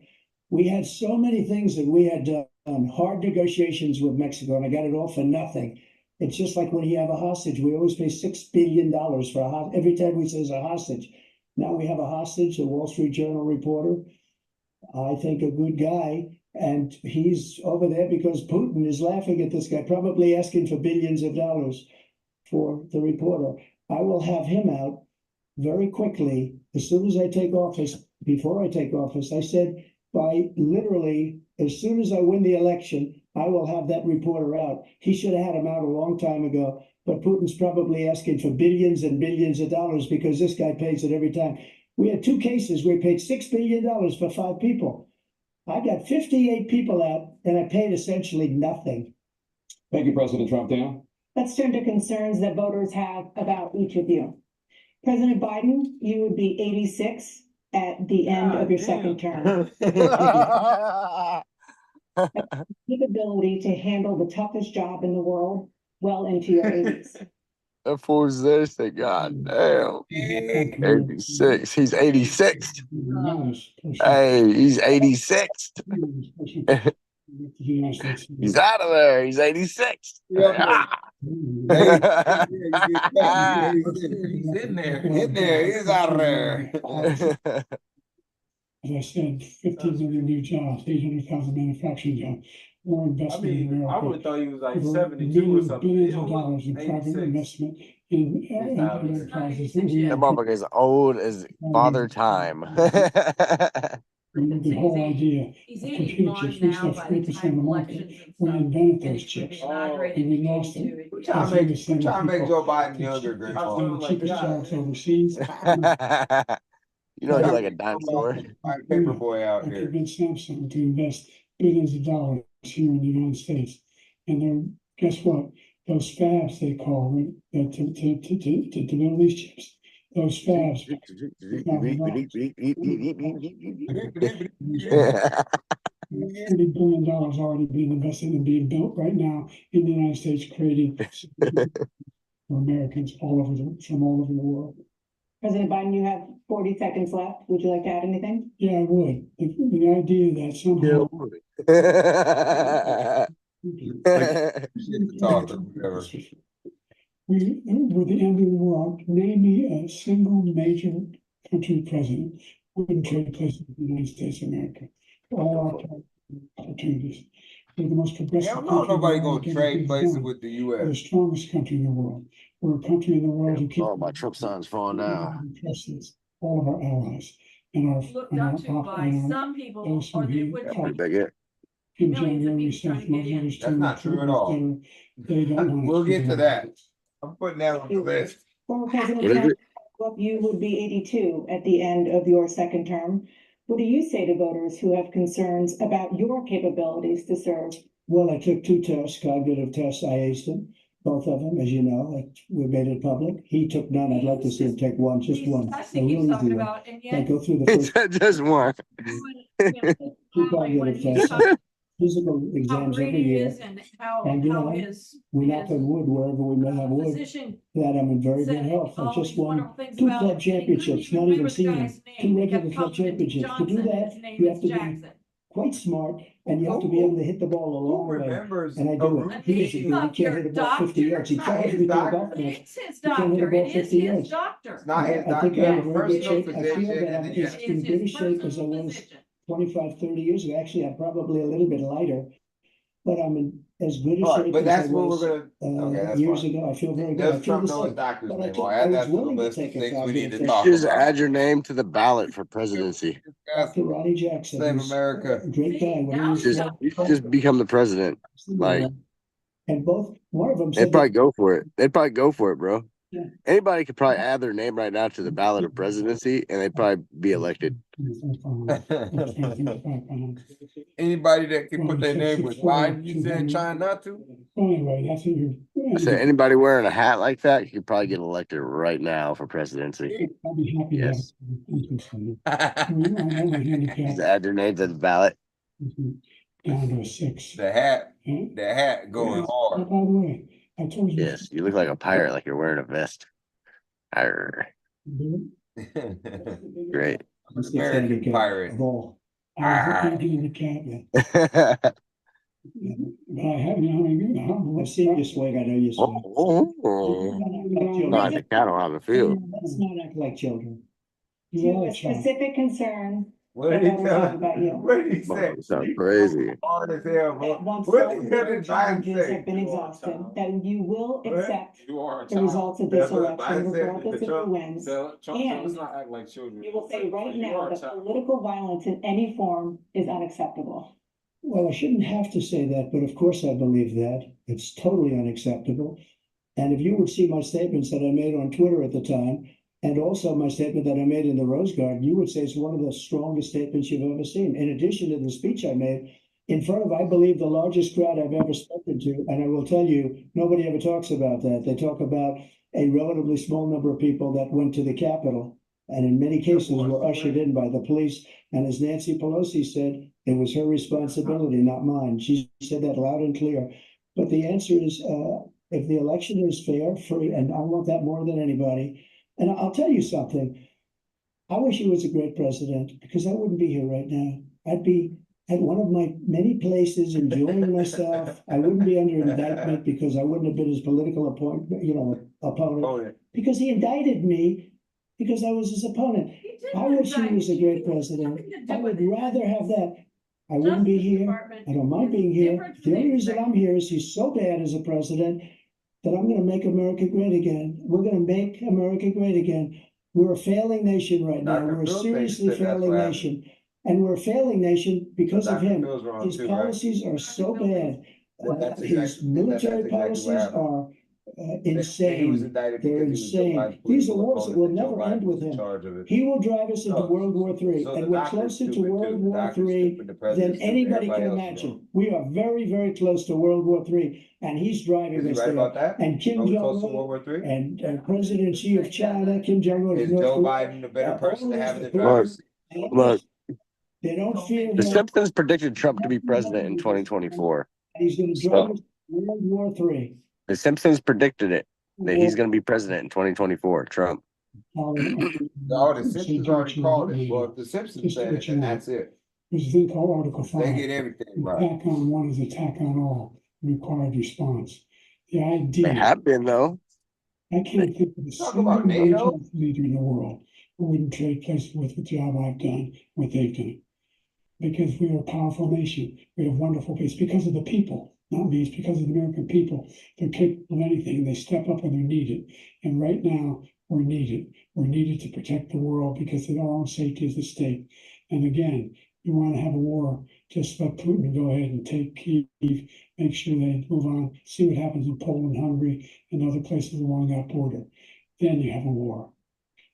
President Trump, as I come back to you for a follow-up, the question was, will you accept the We already result had a war. What are you talking about? regardless of who wins? Just to finish what he said, if I might, Russia, they took a lot of land from Bush. They took a lot of land from Obama and Biden. They took no land, nothing from Trump, nothing. He knew not to do it. Not going to play games with me. He knew that. I got along with him very well, but he knew not to play games. He took nothing from me. But now he's going to take the whole thing from this man right here. That's a war that should have never started. It would have never started ever with me. And he's going to take Ukraine. And, you know, you asked me a question before, would you do this? He's got us in such a bad position right now Nobody trying to with Trump like Ukraine they and trying Russia. to Biden. Because right Ukraine's not winning that war. He said, I will never settle until such time. They're running out of people. They're running out of soldiers. They've lost so many people. It's so sad. They've lost so many people, and they've lost those gorgeous cities with the golden domes that are 1,000 years old, all because of him and stupid decisions. Russia would have never attacked if I were President Trump, president. the question was, will you accept the results of the election, regardless of who wins? Yes or no, please. If it's a fair and legal and good election, absolutely. I would have much rather accepted these, but the fraud and everything else was ridiculous. And if you want, we'll have a news conference on it in a week, or we'll have another one of these in a week. But I will absolutely, there's nothing I'd rather do. It would be much easier for me to do that than running again. I wasn't really going to run until I saw the horrible job he did. He's destroying our country. I would be very, very happy to be someplace else in a nice location someplace. And again, no indictments, no political opponent stuff, because it's the only way he thinks he can win. But unfortunately, it's driven up my numbers and driven them up to a very high level because the people understand it. Let's see what your numbers are when this election is over. Let's see. You're a whiner. When you lost the first time, you continued, you appealed and appealed to courts all across the country. Not one single court in America said any of your claims had any merit, state or local, none. But you continue to provoke this lie about somehow there was all this misrepresentation, all this stealing. There is no evidence of that at all. And I tell you what, I doubt whether you'll accept it because you're such a whiner. The idea if you lose again, you accept it anyway, you can't stand the loss. Something snapped in you when you lost the last time.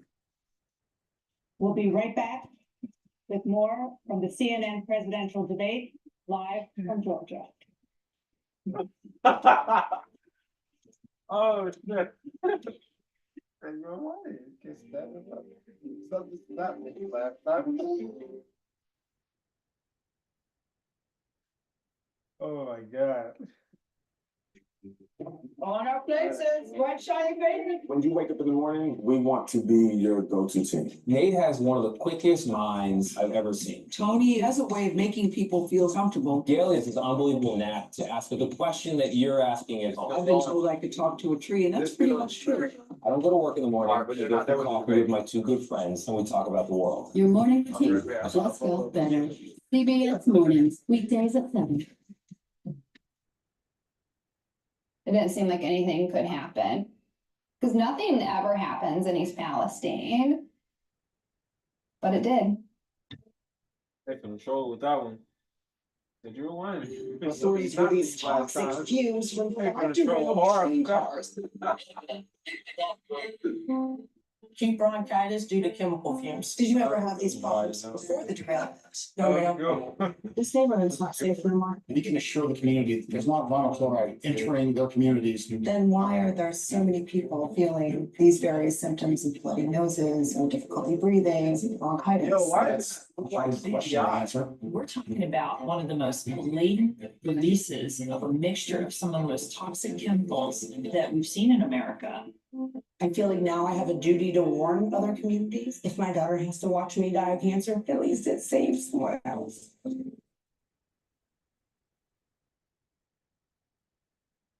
This case. It's like a screenplay, something straight out of Hollywood.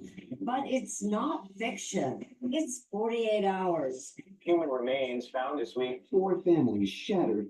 There's no physical evidence. The mystery would haunt investigators for years. There's some questions that have to be asked and need to be answered. Like a John Grisham novel. A gripping true crime original. 48 hours. Now streaming on the free CBS News app. Stories that inform. You can be really old at 60 and you can be really young at 85. Inspire. How do we unlock the power within ourselves to be who we want to be? And brighten your day. The best part of fame is making people feel good. Always send the people home happy. Make every day a little more like Sunday morning. Here comes the sun. Stream now on the free CBS News app. Everyone, and welcome to our Dragon Castle here in space. Sightseers in space, the thrill of a lifetime. Seeing the Earth from space is so exhilarating. The risks that come with the territory. There have been 4 fatal accidents. A 1% fatal accident rate might make you look before you launch. If you have 1 out of 100 airplanes falling out of the sky, we'd have a public crisis. Space tourism, now streaming on the free CBS News app. I think I asked direct questions. I don't know if they're tough questions per se. Why don't you hold yourself to that standard? It doesn't look like Congress is doing anything. What has to happen? That's the role of Face the Nation, to focus on the issues at hand. And that means a civil conversation with perspective.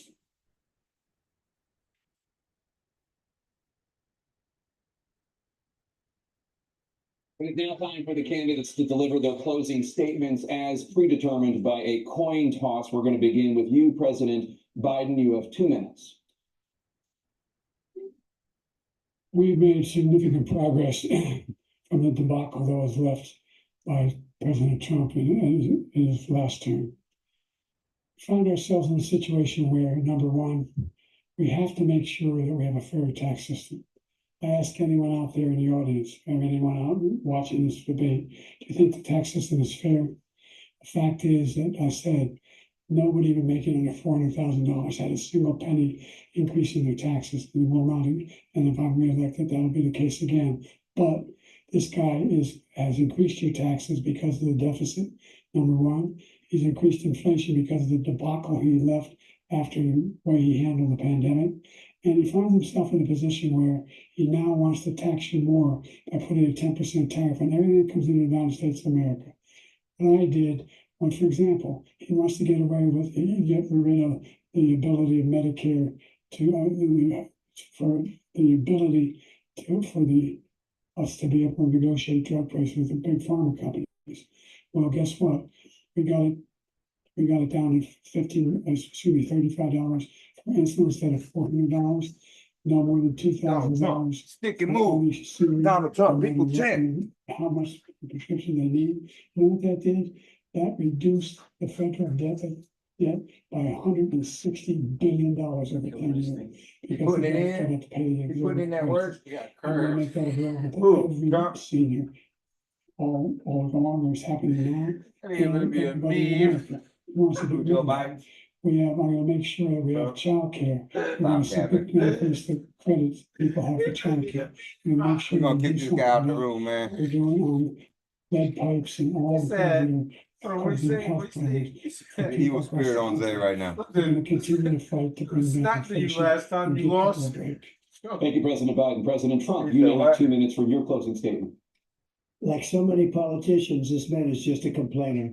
He said, we want to do this, we want to do that, we want to get rid of this tax, that tax. But he doesn't do anything. He doesn't do, all he does is make our country unsafe by allowing millions and millions of people to pour in. Our military doesn't respect him. We look like fools in Afghanistan. We didn't stop Israel. It was such a horrible thing that would have never happened. It should have never happened. Iran was broke. Anybody that did business with Iran, including China, they couldn't do business with the United States. They all passed. Iran was broke. They had no money for Hamas or Hezbollah, for terror, no money whatsoever.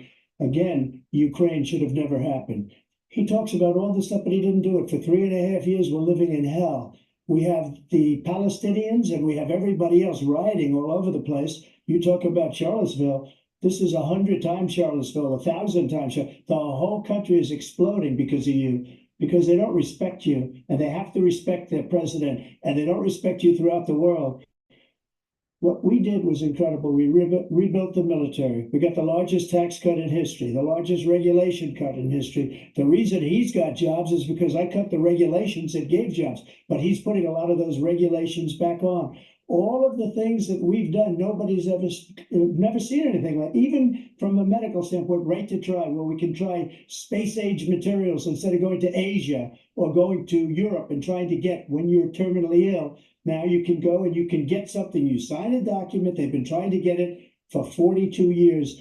But you know what we did for the military was incredible choice for our soldiers, where our soldiers, instead of waiting for 3 months to see a doctor, can go out and get themselves fixed up and readied up and take care of themselves, and they're living. And that's why I had the highest approval rating in the history of the VA. So all of these things, we're in a failing nation, but it's not going to be failing anymore. We're going to make it great again. Thank you, former President Trump, President Biden. Stay with us because we have full analysis of this debate. Anderson Cooper and Aaron Burnett starts now on CNN.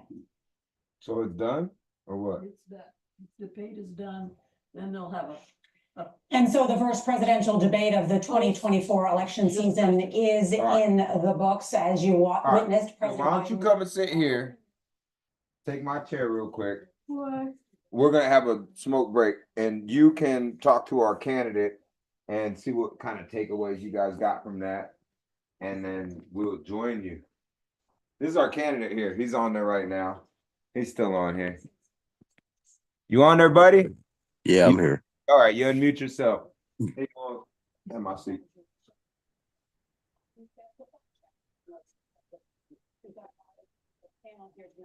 I'll be right back. You don't smoke cigars. You don't need it. You want to take a smoke break? No. That's what I figured. All right, what was your takeaways, Charlie Brown? You guys want to decide who want to go first? So, Go what ahead. do you think, Charlie Brown? I think that really they spent too much time sitting there bickering back and forth between each other and not getting to the point. I couldn't agree with you more. I mean, to be honest, like even Trump wasn't even like answering questions until they repeated it twice. Yeah, and sometimes not even then. Right. But Biden is just, you could tell, I mean, right from the beginning, I could tell that a lot of the things that he's saying are lies. Biden? Yes. Like what specifically?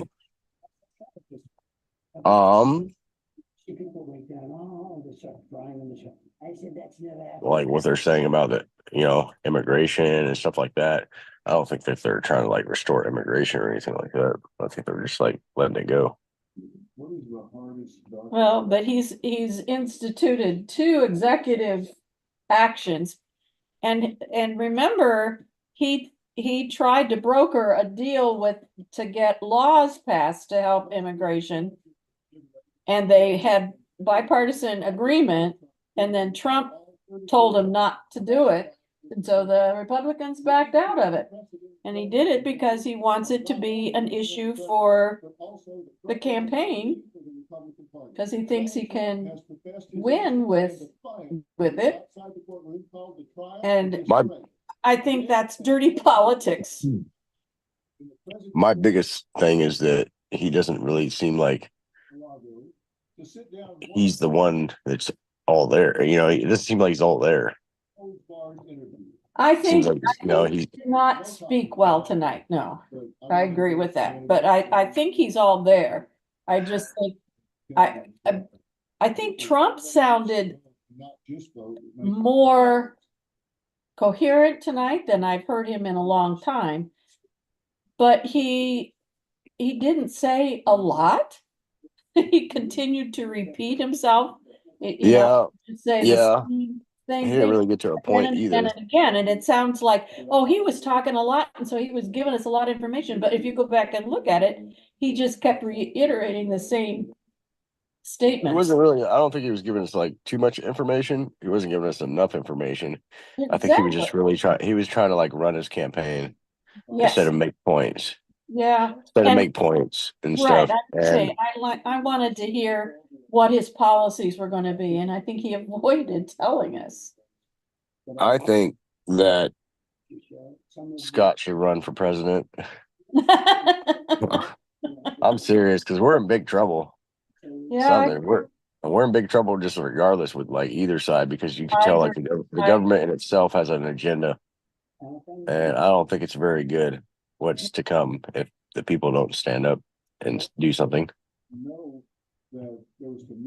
Yeah, what I would love to see happen is at both of the conventions for them to simply decide they should choose different candidates and come out of the Democratic and Republican conventions with a different slate of candidates. I think that would be interesting. I don't really know too much about like being a candidate, but I do know that there's some stuff that I don't like, some things that I wouldn't agree on, and so I think I'd be a good candidate. I think I'm a good candidate because there's things that I don't agree on. Mm-hmm. But you are a good candidate too, because you have identified, the policies that you would endorse. Right. And you are open to gathering information from your constituents. I don't think either one of these guys are real open about, right, taking information in. I think that's how the senator is that I'm running against too. I'm finding out like a lot of people would just vote for me just because it's somebody different. Is this an incumbent that you're running against? Yeah, but she's been in there for 12 years, and like a lot of people are like wanting term limits on things. Well, that works to your advantage. Yeah. Do you know much about her policies? I mean, she backs a lot. She's a Republican, and she backs a lot of good things, but there's just I don't feel like she's doing enough at this time. Okay. I don't feel like she's doing all that she could be doing. Put it that way. Okay. Just because there's a lot going on right now, and she awards people. She puts up statues and things like that a lot in my eyes. So, sounds like she's been there for 12 years. That maybe she's trying to rest on her laurels instead of continuing to fight for the people. Right. I was the president, and I'm leading the current Democrat bylaw. And I had to get one from a local judge who was appointed. I'm looking for a different job. A local judge. You're looking for a different job? Yeah, it's really hard though. Nobody's ever seen anything like it. There's not much work out here. Really? Like you just mentioned. Yeah, and the work that is out here, they don't pay very much. Pay like $12 an hour and call it good, and you can't live off of $12 an hour. Oh, you really can't. Good. So, but I don't like what I do. Like I'm just, I don't know. There's just a lot of things.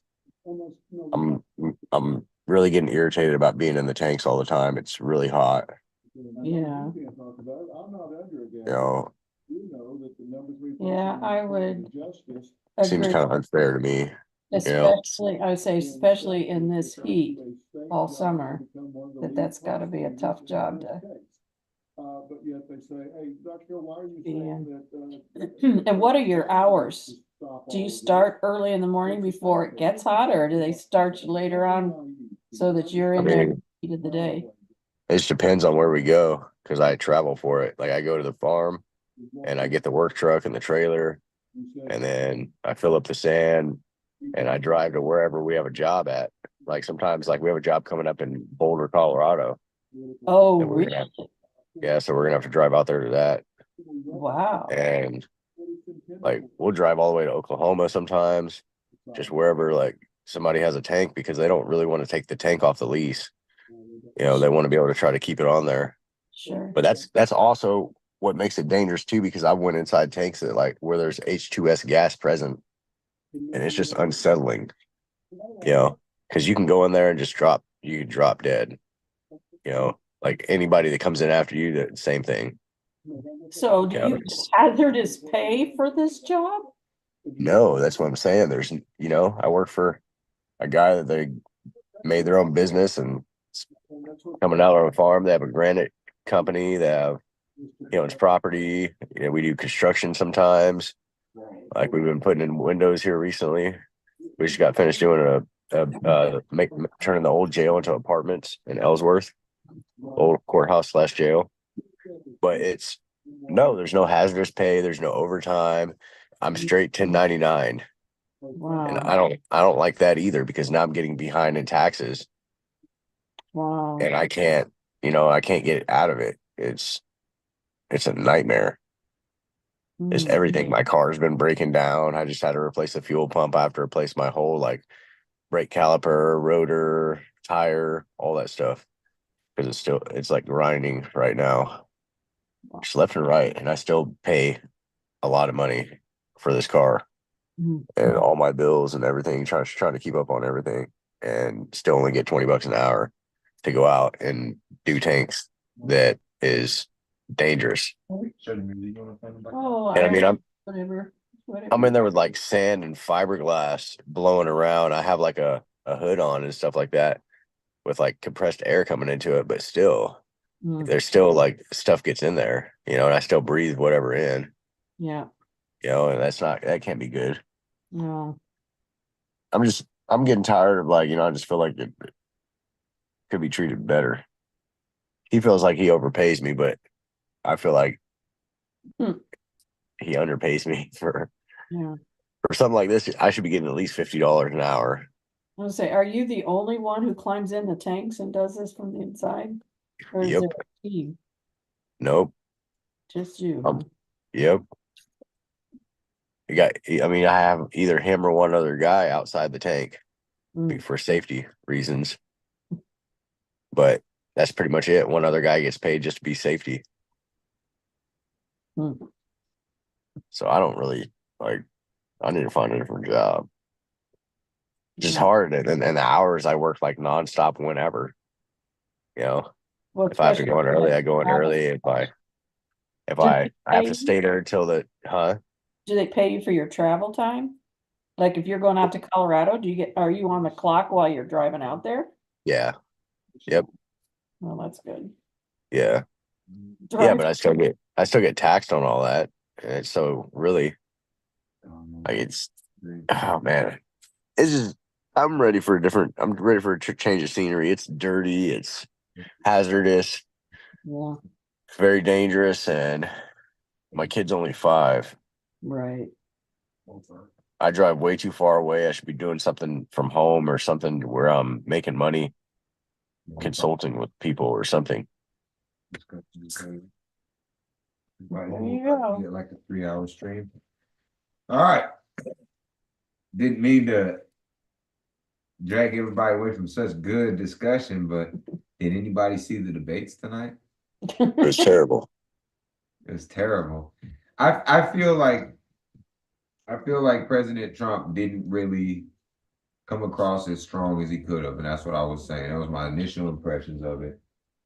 I don't think they said too much of anything. I think they just bickered too much back and forth between each other Right. All they did was, instead of making a point. right, the pot called the kettle black and reiterated the other way around. All they Right. want to do is try to blame the other guy for whatever. Yeah, but they've both been incumbents, so what else would you have them do?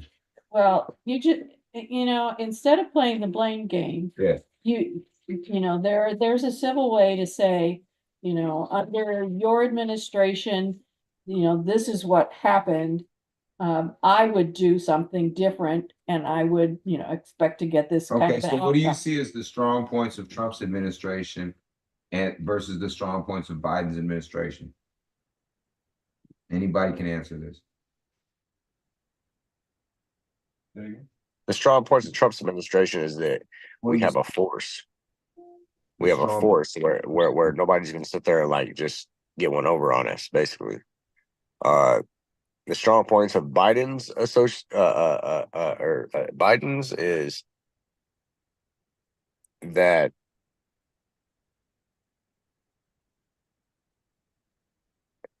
you don't have to be able to find one if you can't. This is what I would say I agree with you that I think one of the strong points of Trump's presidency, one of the strongest points about it was that there was order. I agree with Trump. I agree with Trump honestly about if Biden takes another term, we'll be closer to World War III than we've ever been. I agree with that. And I do think that the strong points of Biden's presidency are things that he's doing effectively for the other side, for the opposition, for people that I don't agree with. I think he strongly advances the interests of not just women. I agree with you. I agree with you. Progressive ideology. Which is a bad thing, though. In the best interest of women. But which is a bad thing because it's bad for our society. So for to progress a bad interest in the people and instill bad things would be detrimental to how our society grows and develops. Well, here goes the thing about this. Is so say you take a system that's functioning at like 89%, 90% optimal functioning rate. And so it's almost perfect. Of course, it's not perfect. It's maybe 10% short of perfection. And you try and toggle out that 1 or 2% that you think you're going to improve the system, you're more likely to destabilize the system and lose 50% of its constructive or productivity, its constructive nature, because it's so hard to perfect a system that gets to that higher percentages of optimization. Does that make sense? Okay, I understand, and yes, it does make sense, but it's just it's simple economics, though. Really, you take something away from something, you have to put it somewhere else. Right, I agree that. I mean, I'm just saying the idea. I think we really are like placing our interests in the wrong things in America. And we could be placing our interests in better things. I agree that we need to seal the border and send everybody back. Yeah, like immediately. Immediately. The idea, even if it's a door-to-door calls for a thing, and everybody has to cooperate. Yeah. Just because that's going to save our economy. And if you're a real American and you care about America, then you want our economy to survive. And if it doesn't, it's going to destabilize, and it's like it's already starting to do, just because like they're tearing people apart. Like look at the little girl that they sit there and like killed. That's crazy. Right. Logistically, It would be very expensive though. If we were to say we're gonna identify everybody that's in the country that's not a US citizen and send them back to their country of origin, we'd have to Now, if you locate just tell, now if you ask the a American lot of these people to, people come without documentation, they get rid of their documentation on the journey on the way on purpose. So it would be very difficult logistically to enact something like that. But I do understand what you're saying. I understand why. I mean, I'm talking about like if the American people came forward, it was like, we're not harboring nobody and everybody's going That's back. fine. Let's go to this. No, let's go to this. Okay, check this out. So I do want to, I do want to go back to this because my mother thought that migrants were not getting government benefits. So let's start there. Are you under the Okay. impression that migrants do not get government benefits?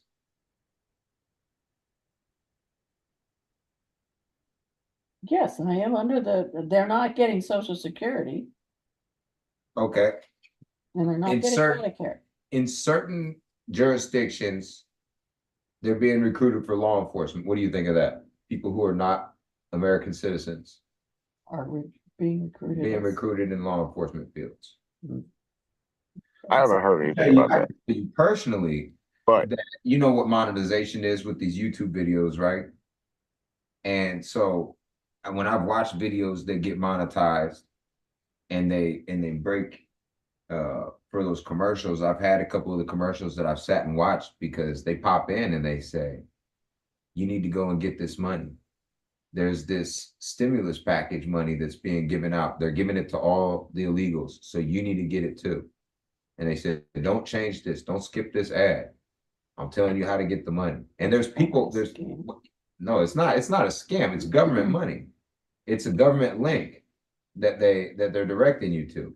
And what I'm saying is that the government is putting ads on YouTube and in other places where they're encouraging people to take advantage of this social welfare programming that you can sign up here and get this free money. You can get these free benefits, get this free healthcare, you get this.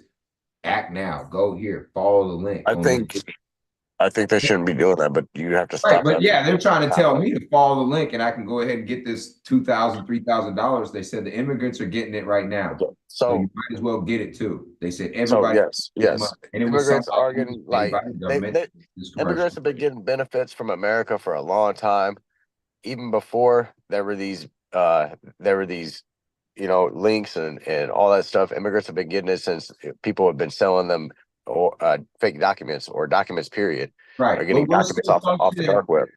So we're still functioning off of a legal infrastructure though, like off of a framework, a doctrine, a framework that designed our country, that when our country was set up, the people that came here, there was no welfare programming. You came here, you worked hard, you were a homesteader, you worked the land, and some people starved and died. A lot of people starved and died.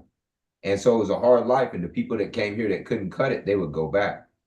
Nowadays, it's so cushy. There's so much social welfare programming. There's such a broad social safety net that people never have to leave. They can come here and they can come here intentionally for a free ride. You know what I mean? Nobody ever used to come to America thinking, people used to come to America for freedom and for opportunity, but they never came for it to be easy. That's something different that's going on right now. And that's what's the biggest threat to our country is we have a bunch of people who come here because they heard it's easy in America. And then when they get here, they tell people, I'm a non-binary pangender circus fairy. And everybody says, cool, we'll fly a flag for you. And they go, wow, this place is ridiculously easy. You see what I mean? You can make shit up in America. You can make up your own class of person and make people capitulate to you because of the imaginative nature of Western civilization through the, you're not gonna like this, through the advancement of feminism. You know, you gotta think. You get a bunch of people going to university. At first they're learning math, maybe they're learning welding, maybe they're learning trades. Then they say, well, we shouldn't just be learning like functional trades like auto mechanics. Maybe people need to learn other things. So the university programs are expanded and they're teaching the arts programs used to just be like fine arts, maybe acting and a couple other things. And then they started expanding those. They expand the sociological programming to include things like, well, women should have their own studies. Men are like, well, let's study gender. Well, what's the difference between gender? Let's make gender studies. And it just goes from there. You know what I mean? So it is this progressive ideology. It does come from universities, and it is a result of the women dominating and monopolizing the university field, and that women lean more progressive in their fundamental values and belief systems. That's all. That's what's happening in the church. That's what's happening everywhere. But I will say that, okay, here goes another example of immigrants taking benefits from citizens. Remember what just happened with Genesis?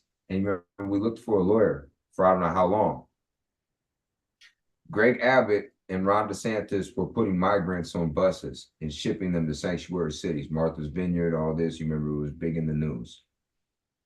The Bexar County Sheriff, which is in San Antonio, Texas, went and made a public statement on the news about it. You know, these people are having their human rights violated. And the ACLU picked up the case of the immigrants. Now you would say, well, yeah, but that's the private sector. That's not government benefits. Correct. But because we live in a free market capitalist society, we already know that when I went to Don Bacon's office and I said, the government's forced my daughter from private education into public education, what can be done about it? They said, you have to hire a lawyer. I said, that puts, you know, the relief for this particular affliction by government in the private sector. And they said, correct, but that's the way our society's laid out. So even though you would say that the ACLU and other NGOs, other nonprofit organizations, and legal resource clinics taking up the plight of immigrants over citizens isn't necessarily a government problem, but I would say that they're all funded by government. The ACLU is funded by our government. They take grant money. A lot of these places do. You can't make, it's a distinction without a difference. So that is the government. I don't care how people try and, you know, split hairs to get around it. That's like saying China's not really a communist country because it's the Chinese communist, socialist, communist everything, cameras everywhere, satellites monitoring you, you know, social credit scores, but you can own private property, but you don't really own it. It's technically owned by the country, it's owned by the state, but you know, you can make all these distinctions. It's just communism. Same thing here. The government gives services to migrants and prioritizes that over American citizens. That's what we've seen under the Biden administration. Any comment on that, anybody? Nothing. I got you on that one, Walmart. Okay. Another thing that you pointed out was tax cuts. You said you didn't make money under Trump. You didn't get any tax cuts. And I said, you know, you're not an economist, though. And I pointed out not just that you're not an economist, but I'm not either. Okay. So I'm trying to be fair to everybody involved. I'm not an economist. You're not an economist. We don't technically, because you could say, if I got my taxes cut in half, I'll know it. And the president might say, under me, your taxes were cut in half. And you say, no, they weren't. You don't know, if you're not an economist, if he gives tax cuts to the small businesses or the corporations that generate pricing indexes in your area, in your region, and those drop and fall below what they were previously to provide more latitude for them to negotiate or mitigate the market, and they can provide services and resources to you at a cheaper rate that he might have given you an indirect, no, seriously. And then you're like, well, that's not a tax cut. Indirect, and if you say, well, that's not technically, that Trump's not a technical person. He never speaks technically, right? It's a semantic distinction. So I'm saying it's really kind, I'm just saying this. Donald Trump is a businessman, and people go, he's not successful. Donald Trump is more successful than anybody that you've ever heard say that. We know that, right? He's more successful than Anybody you've ever heard say that. People say that he's not successful. I've said before, Trump's a successful businessman. They go, his properties didn't make money, or he inherited, you know, an empire and then just, you know, doubled it, or whatever the hell people want to criticize him as. He's more successful than you or me or anybody that's ever made this statement. That's my point. Okay, so we are going to assume that he knows what he's doing when he goes to work on the American economy, and that when he says, trust me, it's working better for you right now. I did make money for people who are in this range, in this income bracket. He did make money for the people that are up here. In a range that Did you don't not fit or somewhere. help middle class Americans. And like I said, like I would disagree that okay. What you're saying basically is, economically speaking, you were better under Biden than you were under Trump, and you were better under Obama than you were under Trump. And I disagree. I'm saying I disagree. You got Trump sandwiched between Obama and Biden. And I saw the economy under all three of these presidents. Okay. And I saw the debt go sky high under Trump. He put us $8 trillion in debt. Biden, everything Trump did. Hold on, wait. So he did. No. I just want to context and preface the comments you make in that. Everything that Trump did, he did with his own government working against him. That's what the Steele dossier was. It was a bunch of bureaucrats that commissioned a report to try and tank his presidency. Then they had the intelligence agencies go to him and threaten him. And they did this to him, a pattern of it routinely throughout his presidency. You imagine people threatening your family. Okay, I know all that.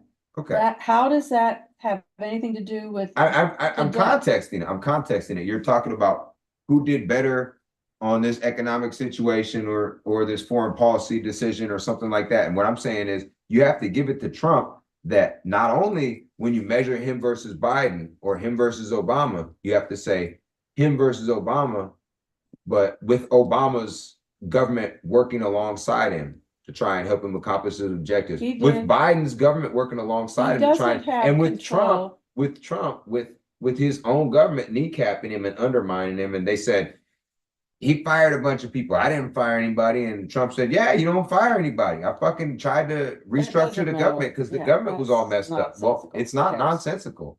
Look, what I just did 5 to 10 years worth of documenting of corruption in our government. So it's not nonsensical to me, and it's not nonsensical to my children. I'm serious. Like, people who live with government corruption, it's not nonsensical to them. It's everything. That's why I said, when you said climate change is an existential crisis, it's existential to people who live a life of luxury where they can bitch about, I feel like it's hotter than it was 10 years ago or something, which is fine. It's not worth not worrying about, but it's something you worry about low on the list. When people are like torturing your children or something, you're like, well, everybody's not having their children tortured. That's my point, is that there are people, okay, for me personally, it's dealing with corruption in government. That's high on the list. When I see that they're going after the president, mistreating him because of the corruption in government, that's why it's high on the list. We don't have an efficient or dependable government. And if you can't count on the environment, you can't do anything. You remember the story of the grasshopper and the ant? He's saving up and saving up and saving up. But the only reason that you do that is because there's an expectation in linear time that, you know, I can take this and grow. I can go to college and I can study for 4 years and eat ramen noodles. And when I get out of college, I'll have a degree that will allow me to amass more income, pay back those debts, and be able to, you know, buy a $500,000 house or $1 million house and have a 6-figure job in A, B, and C. I'm going to do all these things because I invest in linear time. And you can't do that if there's corruption in the environment. If the government is acting in bad faith. Like, I'm not saying that they're trying and that they don't have enough resources or they're aiming for it and they're not making their mark. They're missing the mark. I'm not saying that. I'm saying something different. You understand that, right? Mm-hmm. And so when you have that kind of corruption that you can't invest in the future because the environment's that greatly destabilized, that's the number one priority. That's the number one priority. And Biden is engineering the downfall of Western civilization say he's not. He's promoting abortion. He's promoting transsexual experiments on children. He's promoting it, like every form of degeneracy, open borders, like what you name it, he's got it. I don't see how people see this as anything other than one man trying to destroy our country and one man trying to stop him and save it. And that's what they both got there and said, right? But when Donald Trump points to Joe Biden, I see what he's talking about. When Biden points to Donald Trump, I have no idea what the fuck he's talking about. I don't see anything that Trump did that was bad for America. And you heard him talk about, from what I heard, that wasn't on this much, but I've heard, leading up to this debate, a lot of clips played about, Donald Trump didn't do more to clear out the people from the Capitol on January 6th. I want all those people pardoned. And I don't think that he should have been clearing them out at all. I think those people were patriots. I think that June 6th and January 6th were completely different. I think that burning down the city of Minneapolis and the police department and the police pulling back and giving over the police department to the criminals. Do you know that happened? Do you know that they emptied the police department and went through and gave it to, oh yeah, okay. So that's all under Biden. But Biden Is it doesn't under have Biden? control Is it under of Biden? Minneapolis police and how they handle their problems. And maybe Trump would have sent in the National Guard, and maybe Biden should. I don't, if that's your issue, but Trump says the states want to be in charge of things, but then he's willing to put in the National Guard. Biden says it's a state issue, and he didn't send anybody in, and maybe that was wrong. I don't know. I've never heard Biden once in my life say anything was a state issue. Where did he say that? Well, if you ask him No, not well. If you ask him, did you hear him say that, or is that you saying that? It's you saying it, right? It's you saying it. It's okay. You might have a better understanding of our government than Joe Biden, and that's all right. And I'll give you credit for that. Good job, Walmart, for paying good attention in civics class and American government. But that doesn't mean that Joe Biden did. You give him the benefit of the doubt for things he doesn't deserve. I understand you might think he's a nice guy. I think that's what the problem is with our country, is that Joe Biden stands up there and Donald Trump really gets into him, and he has this look on his face. He looked like somebody's grandpa who doesn't understand why something just happened to him. That's how he looked like. And then you feel bad for him. You're like, oh man, that poor guy, man. He's not ready to get embarrassed and just, massacred on a public stage. Like Donald Trump could have got up there and been like, everybody's fucking mad at you, Joe, because there's all kinds of immigrants tearing our country apart, and because you've done bad things with the economy, and because you want to support Ukraine and a war in the Middle East and all these other things that Americans are not for, and all this other stuff. It could have just been like terrible, terrible, terrible, terrible, terrible. I felt like Trump was kind of holding back, like he didn't want to be seen. You don't kick a guy on the ground. And Biden, to the people that don't support him, is seen as somebody on the ground. Like, I've wondered a number of times why his family doesn't pull him out of public view when he's up there trying to shake hands with the air and shit like that. They said that video of him talking to the paratrooper, they was like, no, he was talking to a paratrooper and he was just off camera, so you didn't see him. So when he walked off, it looked like he was talking to air.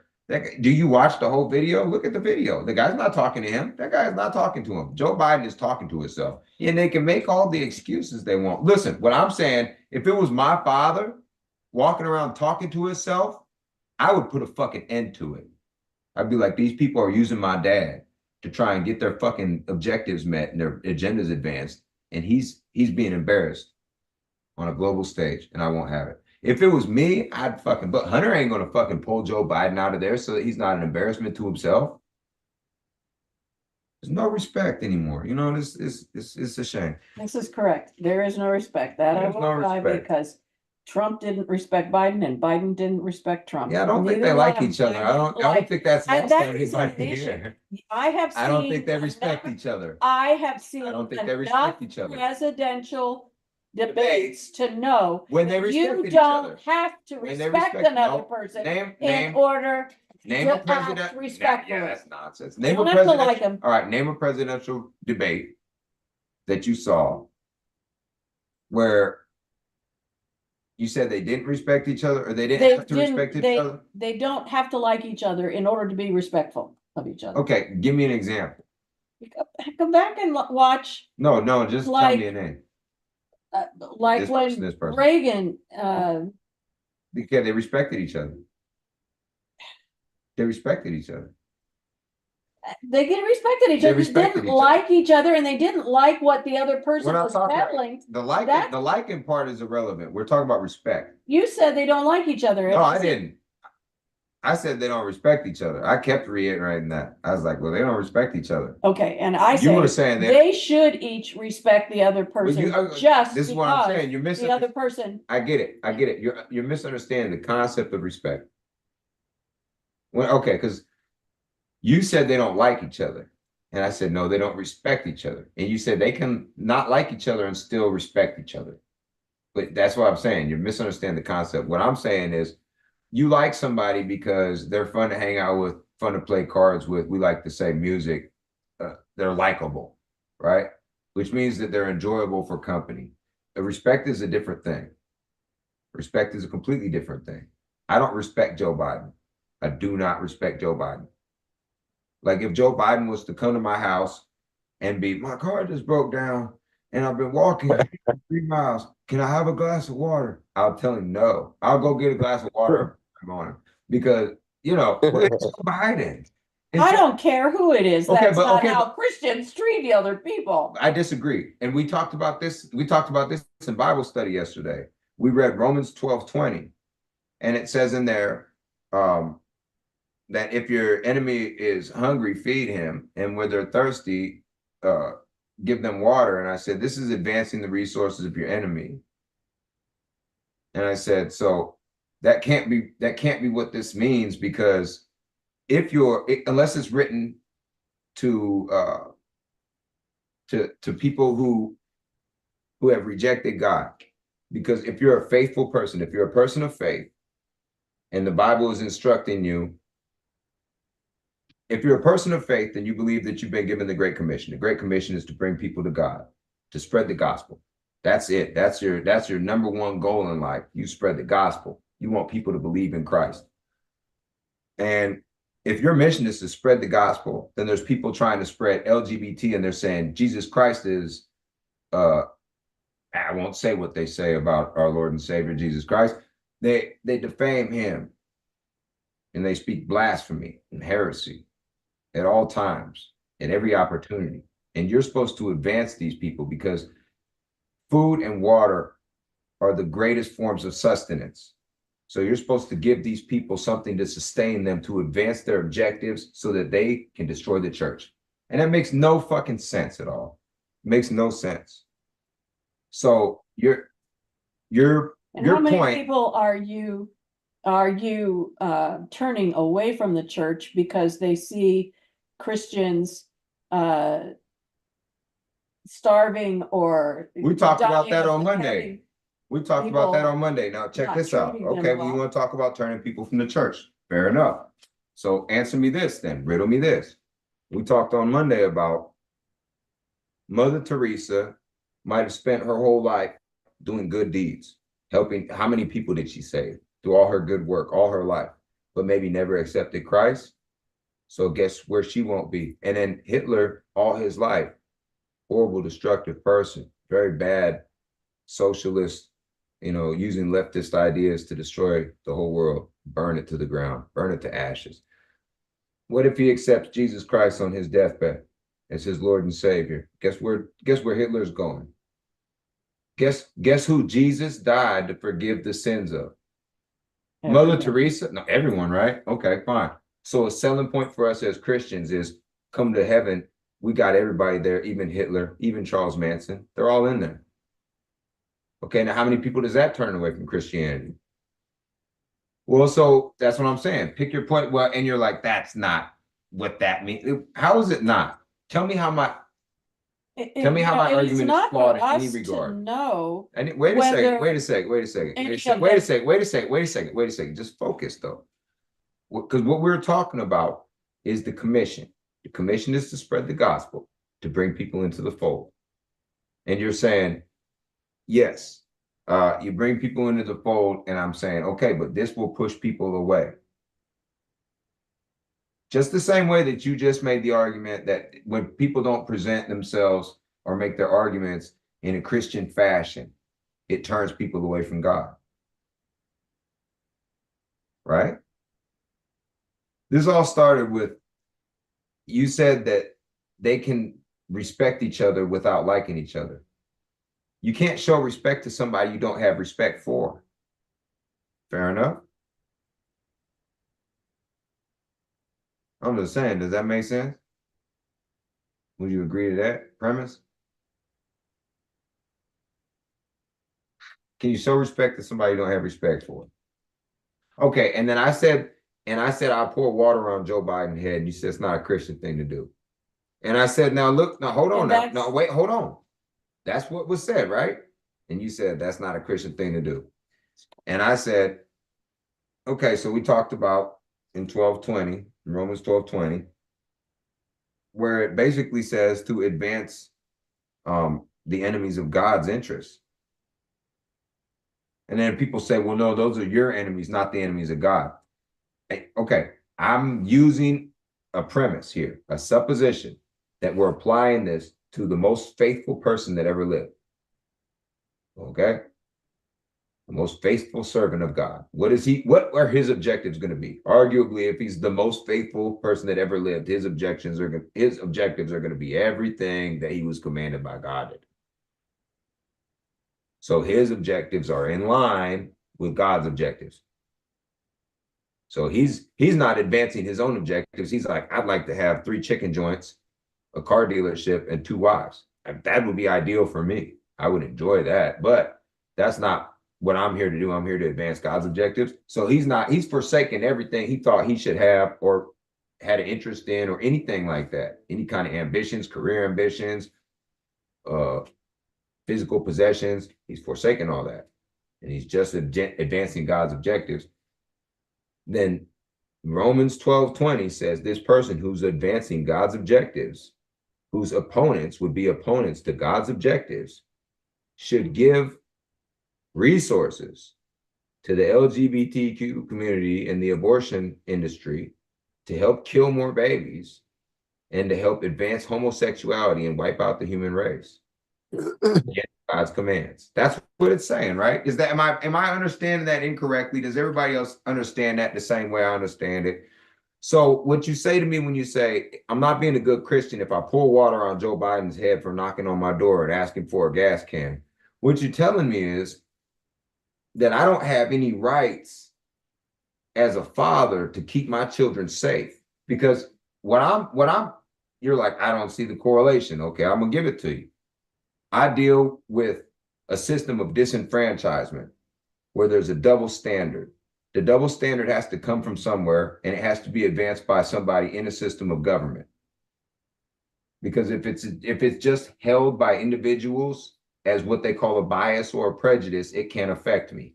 It has to be advanced through some kind of legal mechanism. So it has to be supported in government. Joe Biden supports double standards and double systems of government. I've dealt with that on the grassroots level. So he's on the top of the government. He's literally the most important and most powerful person in our country right now. He's the most powerful person. He's the person on the top. There's somebody even lower than me on the ladder.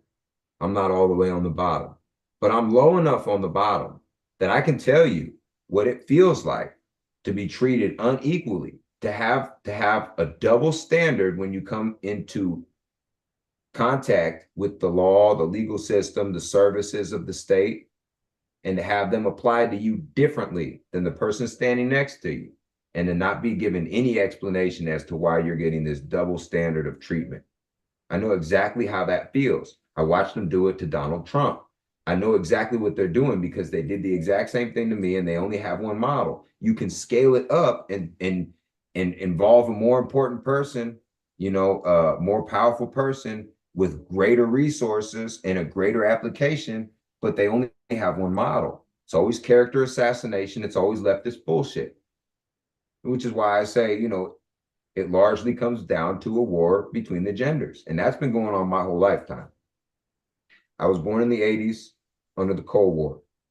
And right after the Cold War, in fact, overlapping the Cold War were gender wars here domestically in America, and they were overshadowed by the Cold War, which is why we didn't understand that that's what was going on. It didn't rise to the forefront, become prominent until after the Cold War.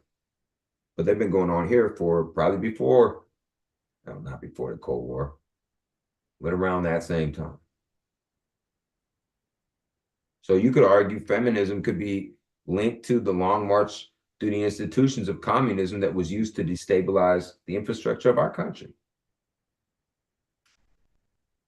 And I put all that at the feet of men like Joe Biden, because like I said, I've watched him perpetuate this system of inequality. He creates it and I suffer it. So I study it and I figure out, where the fuck does this shit come from? Who is pushing this? It came from a level above me. And I go and see if it came from a level above that. How far up does it go? It goes all the way to the presidency. When you have a man in the presidency who's an open and active devout segregationist for 50, 60 years in government. And then he says, I'm going to nominate to the Supreme Court a person for the tone of their skin and for their sex. So half of the population is already excluded. Then we're going to talk about skin tone. Now, what portion of the population has the skin tone that I would prefer this person to have? Well, now we get into percentiles and stuff like that. But what he's just done right there is disenfranchise people from opportunity. And it blows my mind that other people don't see it that way. They're like, no, what he did was open up opportunities. I can't argue with you. Agree with me on that? I do agree with you on that. My point was simply, you don't treat any individual by dumping water on their head because they came and asked for something. You can say no to them if that's what you choose to do. Well, why should, but wait a second, but wait a second, but wait a second, but wait, okay, I'm gonna explain, wait, stop. I'm gonna explain to you because you don't understand. Do you mean that you don't understand, or do you mean that you want to bitch about my opinion? Right? That's how I feel, that's how I feel that's how I feel a fair assessment of the situation would be, is to say what I said. So if you're saying that you don't like my opinion, then say that. I don't understand it. Okay, then say that. I don't Okay, so you want an explanation why I would say it's acceptable to pour water on somebody's head who's caused physical harm to my child. What would, okay, if what good does it do? What good does what do? I just asked, like I said, is that too far? If somebody hurt my kid and it's documented by a physician and they come to my house and they want something from me, should I slam the door in their face? I'm not talking about Kristen, I'm talking about Joe Biden. But you said if someone does something and it's documented by if somebody did something to your child. But that was Kristen that did that. It wasn't Joe Biden that said. How can Kristen do that? Oh. No, I'm just asking. Wait a second. I'm just asking. Going up the ladder. No, it's not a ladder. It's not a ladder. I'm just asking. She weighs half of what I weigh. You think that, wait a second. I'm just asking you a question. Wait a second. I just follow this. It's a real simple supposition. It's real simple. So follow it. Don't get lost. Try real hard. Okay, focus. Kristen's half my size. You think I would let her torture, afflict, suffer, and possibly kill my children? Yes or no? No. Okay. Is there anything that would be able to constrain me other than an endless series of men with guns and the authority to kill me without any formal repercussions at all whatsoever? Okay. So what don't you understand? What don't you understand? I don't understand the timing. Joe Biden wait. Timing what? He wasn't president in 2012. He's been in government for 60 years. We're complaining about, wait a second. Pay attention. There's a double standard that hurt my kids. The double standard has to come from somewhere. Do you think it just manifests? What does the law say? Does the law say does the law say if a person is drinking and their percentage of alcohol of blood in their body is over 0.008% and they're African American or 0.003% and they're a woman, or does it have specifications and qualifiers other than the behavior? Okay.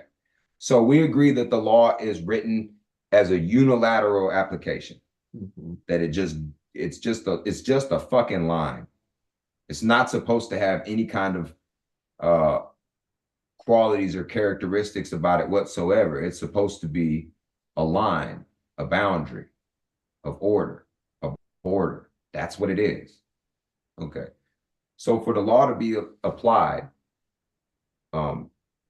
with a double standard, for the law to be applied differently, different strokes for different folks, that requires some kind of, Newton's laws. Are you familiar with Isaac Newton? Objects in motion stay in motion unless acted upon by an equal or greater force. So do you think that double standards just manifest themselves, that inequality just manifests? Do you believe that? Do you believe that it just kind of happens? No. It's just happenstance? Okay. So people drive it. People create it. People engineer it. So you have to, do you want to just not give a face to people so that we can never solve the problem, so that it just persists, so that we have more ghettos, so that we have more projects, so that we have more dying babies, so that we have more, do we just want to keep growing that problem, or do we want to put a face to it? Okay, so we want to put a face to it. Okay, so we want to know who's causing this stuff, because it doesn't happen on its own. And I would say Joe Biden's. Well, because I've done the research. Have you done the research? Okay. No, of course you haven't. So back to the first.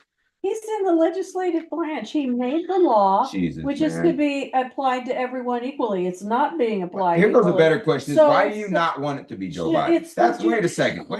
The better question is, why do you not want it to be Joe Biden? I did a bunch of research. I found out it was this guy. You're just trying to talk me out of it. Give me a reason why it's not this guy. I got all the reasons why it is. I already gave them to you, and I have more of them. That the law wasn't being enacted equally, which is the judicial part of the government. It's not the legislative. I didn't say the law wasn't being enacted equally. You just made all that shit up. No, all this is being live streamed. I never said any of that shit. Never said any of it. And if Joe Biden's working in Congress, then he's writing the fucking laws.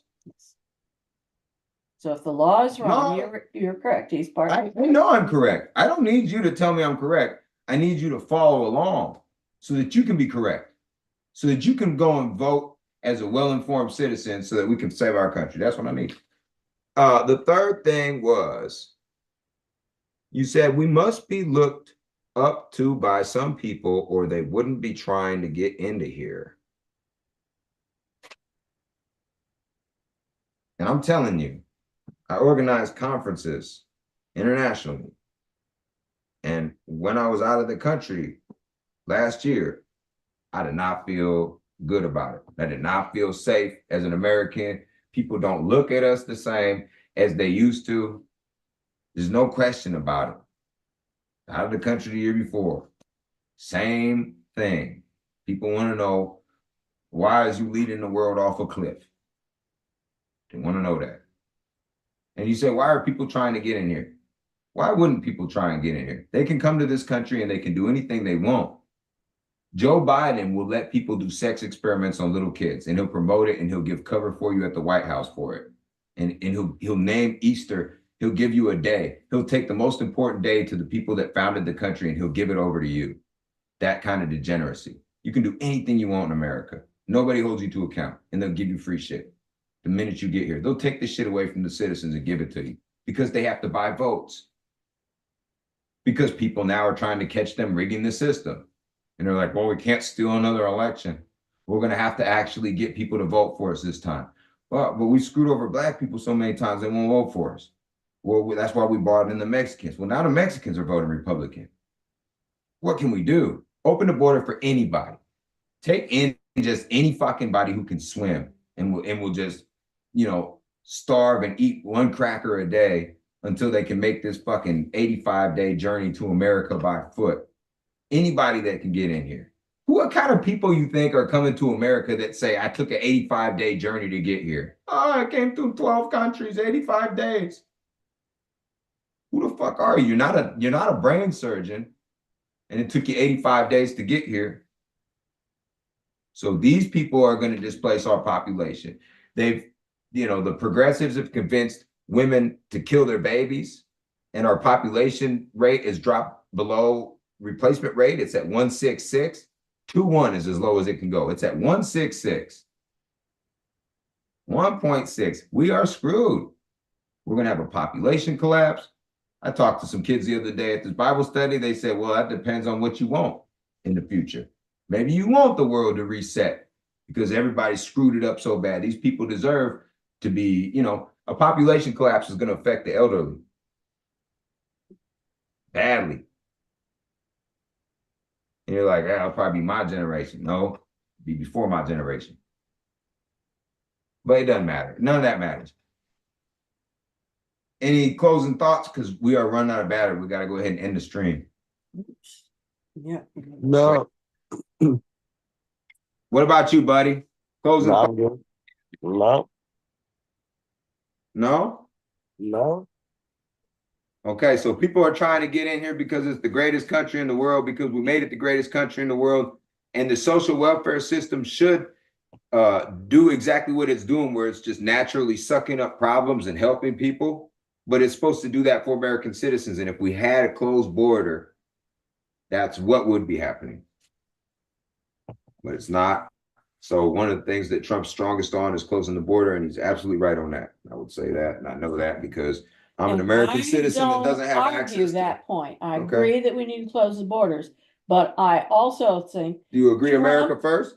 Trump said he was going to close the borders and he was going to build his wall and stuff, and he was going to have Mexico pay for it when he was campaigning the first time around, and he did not deliver on what he said he was going to do. So all I'm saying is, just because they say this is what should happen doesn't mean they can do it.